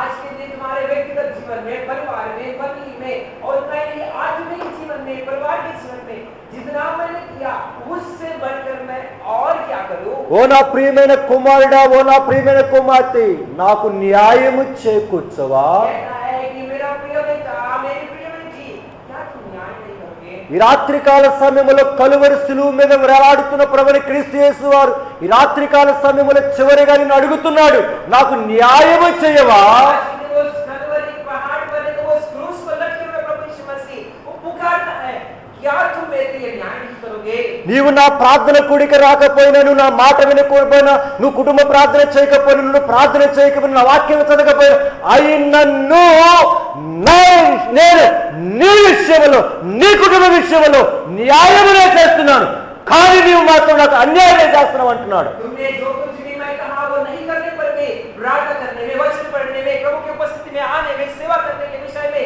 आराधना करने के विषय में, चाहे तुम किए या नहीं किए, मैं तुम्हारे पक्ष में न्याय ही करता गया, लेकिन तुम अन्याय करते गए। इसका कारण क्या है? నీ స్వరూపమును పోగొట్టుకున్నప్పుడు నీ జీవితము కొరకే, నా స్వరూపాన్ని పోగొట్టుకోవడం కొరకే మహిమను విడిచిపెట్టుకొని నీ కొరకే దరిద్రుడైపోయాడని చెప్తాడు, మాట్లాడుతున్నాడు. अपने स्वरूप को खो बैठे, तुमको फिर से उस मसीह के स्वरूप में लेकर आने के लिए मैंने उस महिमा का स्वरूप छोड़कर, मैंने उस क्रूस के ऊपर लटक के संपूर्ण अपने महिमा का स्वरूप को खो बैठा। దేవదూతలతో ఉండే మహిమను పోగొట్టుకొని నీ కొరకే నా కొరకే దరిద్రుడుగా పుట్టినవాడని చెప్తున్నాడు. स्वर्गदूतों के साथ जो महिमा के रूप में पाया जाता था, उस रूप को छोड़कर एक दरिद्रता के स्वरूप में प्रभु ने आया। ఆయన మాట మాట్లాడితే ఆకాశములను సమస్తమును కూడా కలుగు చేసిన వాడు, మాట్లాడితే మౌనముగా చేతులు కట్టుకొని నీ కొరకు నిలబడ్డాడు. अगर प्रभु बात करता है तो आसमान और पृथ्वी सबको चुपचाप जो हो सकता है, लेकिन प्रभु ने चुपचाप हमारे लिए खड़ा हो गया। నీ కొరకే నా కొరకే అన్యాయపైకి తీర్పు తిరపడుతుంటే ఆయనకి అధికారమును కూడా, ఏ అధికారమును కూడా వాడుకోలేదు ఆయన నీ కొరకే నా కొరకే. अधिकार होने पर भी हमारे पक्ष में खड़े होकर अन्याय का दंड वो सहता गया और वो किसी प्रकार का अधिकार को उपयोग नहीं किया। నీ జీవితమును నా జీవితం నిత్య నరకములో పడి యుగ యుగములు కాలి తగలబడుకునే కొరకే మన కొరకే యజ్ఞ పశువైపోయాడు కలవరి శిలువలో. जो हम लोग उस भयानक सा नरक से बचने के लिए, उस भयानक सा नरक का दंड से बचने के लिए प्रभु यीशु मसीह हमारे लिए उस क्रूस के ऊपर एक बलि की मेमने की तरह चढ़ाया गया। ఎన్నోసార్లు మరణకరమైన దుస్థితిలోకి వెళ్ళినప్పుడు ఆశ్చర్యకరమైన తన హస్తములో పంపించి నిన్ను కాపాడి రక్షించాడు. कई संदर्भों में हम लोग भयानक सी परिस्थितियों में गिरने पर अपने आश्चर्य और सामर्थ्य हाथों से हमको बचाते हुए हमें अपने पास लेकर आया। ఒక్కసారి ఊహించు, ఆలోచించు, నీ జీవిత యాత్రలో ఈ రోజు వరకు ఆయన చేసిన న్యాయమునకు నీవు ఎన్నడన్నా న్యాయాన్ని చేస్తున్నావా? आज के दिन हम लोग एक बार वर्णन कर देखेंगे, अपने जीवन को एक बार पीछे मुड़कर देखेंगे। इतने दिन जीवन की यात्रा में, इतने दिन आत्मिक यात्रा में प्रभु ने जो हमारे पक्ष में न्याय करता गया, उसके बदले में क्या हम लोग न्याय करते हैं, क्या अन्याय करते आ रहे हैं? ఆయన నీ కొరకే నా కొరకే తన అద్భుతమైన స్వరూపం ఇవ్వడానికి కొరకే అద్భుతమైన స్వరూప దర్శనమున కలిగిన ఆయన చిత్రవద చేయబడ్డాడే. हमें उसका स्वरूप लेने के लिए, मसीह का स्वरूप हम लोग पाने के लिए, अद्भुत सा स्वरूप में रहने वाला प्रभु यीशु मसीह बहुत ही भयानक दरिद्र रूप में वो चला गया। ఈ రోజు నీ నా జీవితమును ఆయన శిలువ రక్తమే చేత ప్రభువుని పాపిని అంటే రక్షించాడే. आज के दिन अगर हम लोग प्रभु की उपस्थिति में आकर प्रभु में पापी होकर के जब बोलते हैं, अपने लहू के द्वारा हमें बचा लिया। నీ రక్షణ కొరకే, నా రక్షణలో ఎదుగుడు కొరకే పరిశుద్ధాత్మను సంచకరువునిచ్చాడే. हम लोग आत्मिक रूप से बढ़ने के लिए हमें हमारे जीवन में पवित्र आत्मा को दिया। నీవు నేను దేవుని ఆత్మగా ఎదగడానికి కొరకే నీ కొరకే నా కొరకు పరిశుద్ధ గ్రంథాన్ని ఇచ్చాడే. और मैं आत्मिक रीति से बढ़ने के लिए परमेश्वर ने हमारे हाथ में इस पवित्र शास्त्र को दिया। నీవు నేను ఆత్మగా ఎదగడానికి కొరకే మనకు సంఘాన్ని ఇచ్చాడే. और उतना ही आत्मिक रूप से हम लोग बढ़ने के लिए परमेश्वर ने हमारे बीच में एक कलीसिया को रखा। ప్రతి దినము నీ నా జీవితంలో ఆయన కంటికి రెప్పవలే కాపాడుతున్నాడే. दिन हमें परमेश्वर अपने उस आँख की पुतले की नाई हमको बचाते हुए सुरक्षित रखता है। ఈ రోజు వరకు నువ్వు ప్రార్థన చేసినా నేను చేయకపోయినా ఆయన 24 గంటలు తండ్రి కృపాసనకు కూర్చొని విజ్ఞాపన చేస్తున్నాడే. आज दिन हम लोग उसके पास उसके उपस्थिति में आकर प्रार्थना करें या ना करें, 24 घंटे प्रभु के उस परमेश्वर पिता के दाहिनी ओर बैठकर विनती प्रार्थना सदा करता है। ఒక్క 5 నిమిషాలు ప్రార్థన చేయమంటే చేయండి. నిద్రపోయే నీ కొరకే 24 గంటల కంటికి రెప్ప మీద నిద్రపోకుండా కన్నీరు విడుస్తున్నాడే. 5 मिनट प्रार्थना करने में जो हमको बहुत तकलीफ लगती है, ऐसे मनुष्यों के प्रति प्रभु यीशु मसीह 24 घंटे उस पिता के दाहिने ओर बैठकर विनती प्रार्थना करता है। ఓ క్రిస్టియన్ అసెంబ్లీలో ఉన్న ప్రియమైన సహోదరుడు సోదరా, నిన్ను ఆ సూటి అడుగుతున్నాడు, ఇంతకంటే నీకు నేను ఏమి చేయగలను అని. समाज में पाए जाने वाले हर एक विश्वास से आज के दिन प्रभु प्रश्न करता है, इससे बढ़कर मैं क्या करूं तुम्हारे लिए? ఈ రాత్రి కాల సమయంలో నువ్వు వారికి సమాధానం చెప్పకుండా ఇక్కడి నుంచి వెళ్ళవలసిన ప్రేమతో చెప్తున్నాను నీకు. आज शाम के समय में आप सभी लोगों को उसको जवाब नहीं देते हुए उसे किसी प्रकार निकालकर आंसू नहीं देते हुए यहाँ से वापस मत जाइए। నువ్వు ఏ సమాధానం చెబుతావో దేవుడు దాని కొరకు ఎదురు చూస్తున్నాడు ఈ మధ్య రాత్రికాల సమయంలో. इस रात के समय में जो आप जवाब देने वाले हो, उस जवाब के लिए परमेश्वर पिता राह देखता है। దేవుడు ఇంతగా చేసిన దాని కొరకై నువ్వు న్యాయమే చేస్తావా, అన్యాయమే చేస్తూ ఇంకా నేను ఏడిపిస్తూ పోతావా? సవాల్ చేస్తున్నాడు దేవునితోటి. आज के दिन मैंने जितना काम किया, इसके प्रति तुम अन्याय करते जाओगे या न्याय करोगे करके उस जवाब के लिए प्रभु राह देखता है। ఎన్నిసార్లు నిష్ఠానుసారంగా తిరుగుతున్నప్పటికీ నీ కొరకే ఓర్చుకుంటున్నాడు, బెగరెట్టుకుంటున్నాడు, భరించుకుంటున్నాడు. అయినాను స్టిల్ ఈ రోజు బడికి అన్యాయం చేస్తూనే వెళ్తున్నావు. कितना दिन प्रभु सहने पर भी, कितना दिन हमारे प्रति वो राह देखने पर भी, धीरज दिखाने पर भी हम लोग लापरवाही में रहते हुए अन्याय करने वाले परमेश्वर की दृष्टि में ठहरते हैं। కనుకనే ప్రియమైన సంఘమా, इसलिए प्रिय प्रभु की मंडली, ఈ రాత్రికాల సమయంలో దేవుని సేవకునిగా బ్రతిమలాడుతున్నాను. క్రీస్తు సారూప్యం నీలో రావట కొరకై పరలోకమందు ప్రభుని క్రీస్తు యేసు వారు ప్రసవ వేదన పడుతున్నాడు, కన్నీరు విడుస్తున్నాడు, విజ్ఞాపన చేస్తున్నాడు ఈ క్షణం వరకు. हमारे जीवन में उस मसीह का स्वरूप आने के लिए, वो महिमामय स्वरूप में रहने वाला प्रभु यीशु मसीह आज के दिन आजमाते हुए वो 24 घंटे परमेश्वर पिता के दाहिने और बैठकर विनती प्रार्थना करते हुए जच्चा से पीड़ाओं को सहता है। ఈ రాత్రికాల సమయంలో ఎప్పటికీ వాళ్ళకి వెళ్ళిపోవడానికి ఇష్టపడుతున్నావా, లేకపోతే దేవుడు అడుగుతున్న ప్రశ్నకు నాకు న్యాయం చేస్తావా అని అడుగుతున్న ప్రశ్న సరి సమాధానం చెప్పుకొని వెళ్తావా, నీ ఇష్టం. जैसे जैसे आते हैं उसी प्रकार से वापस जाने के आज रात के समय में आप तैयार हो, या परमेश्वर जो प्रश्न आपसे पूछता है कि क्या तुम्हें न्याय नहीं करोगे, जवाब देने के लिए तैयारी के साथ आप वापस जाओगे, आपकी मर्जी। ఇంకా నువ్వు నీ యవన కాల ఇచ్చల కొరకు పరిగెడతావా, अभी भी अपने जवानों की उस अभिलाषाओं के लिए भागोगे क्या? ఇంకా నీ కుటుంబ సమయం ఇచ్చల కొరకు పరిగెడతావా, नहीं तो अपने परिवारों की उस लालसाओं को पूरा करने के लिए दौड़ते रहोगे क्या? ఇంకా రకరకాల వాటి కొరకు పరిగెడుతూ పోతూనే ఉంటావా? और कई सारे विषयों के लिए अपने जीवन में भागते दौड़ते रहोगे क्या? దేవుడు చూస్తూనే అలాగనే ఊరుకోడు. परमेश्वर ऐसे देखते हुए नहीं रुकेगा।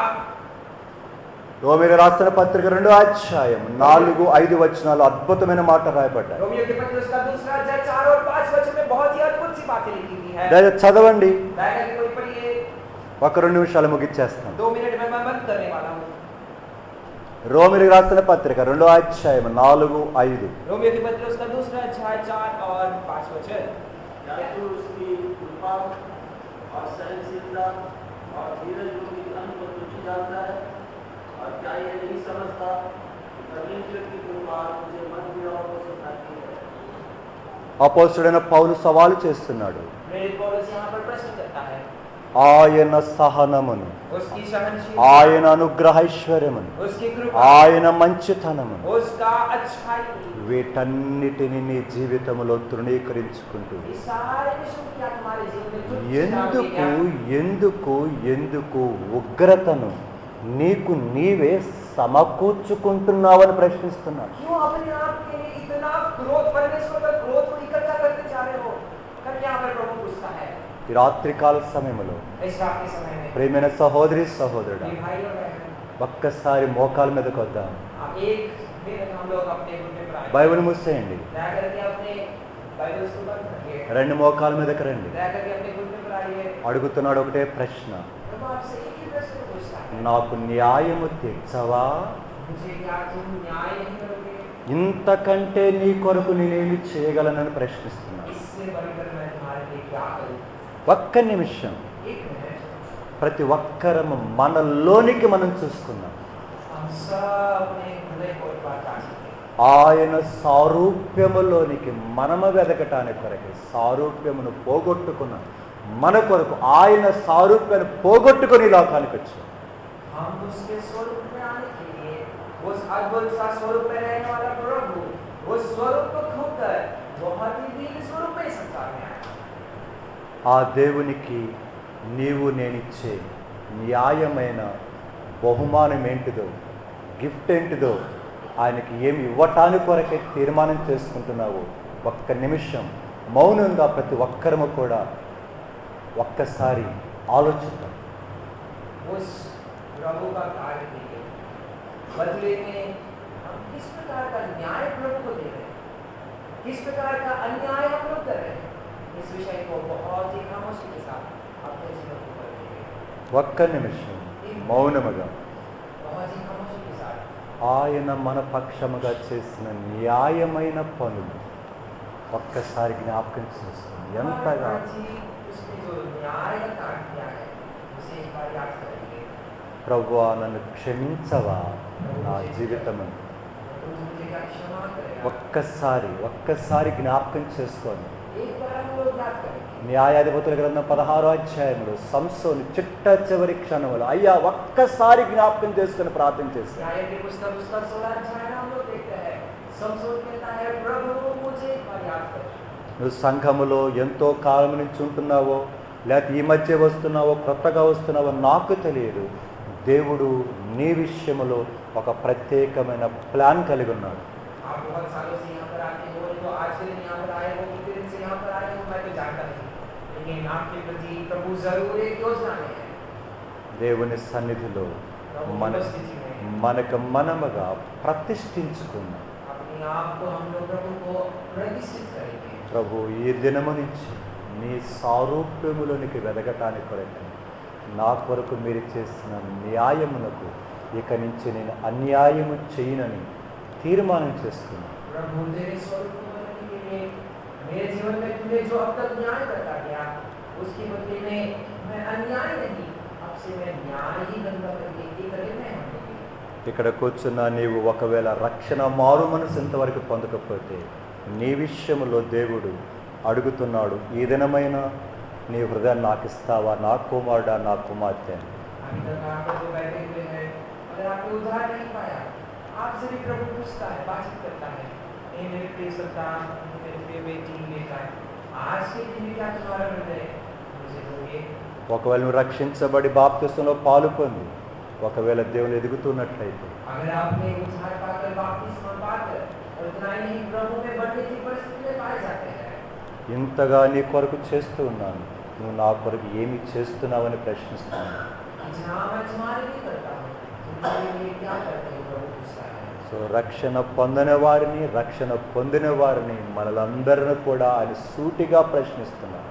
जो उद्धार पाए उद्धार नहीं पाए सभी से प्रभु बहुत ही सीधी तरीके से प्रश्न पूछता है। నేను నిన్ను చెయ్యి ఎత్తమని చెప్పట్లేదు, मैं आपको अपना हाथ उठाने के लिए नहीं कहूँगा, కానీ నీ హృదయాన్ని చూస్తున్నాడు దేవుడు. प्रभु आपके हृदय को देख रहा है।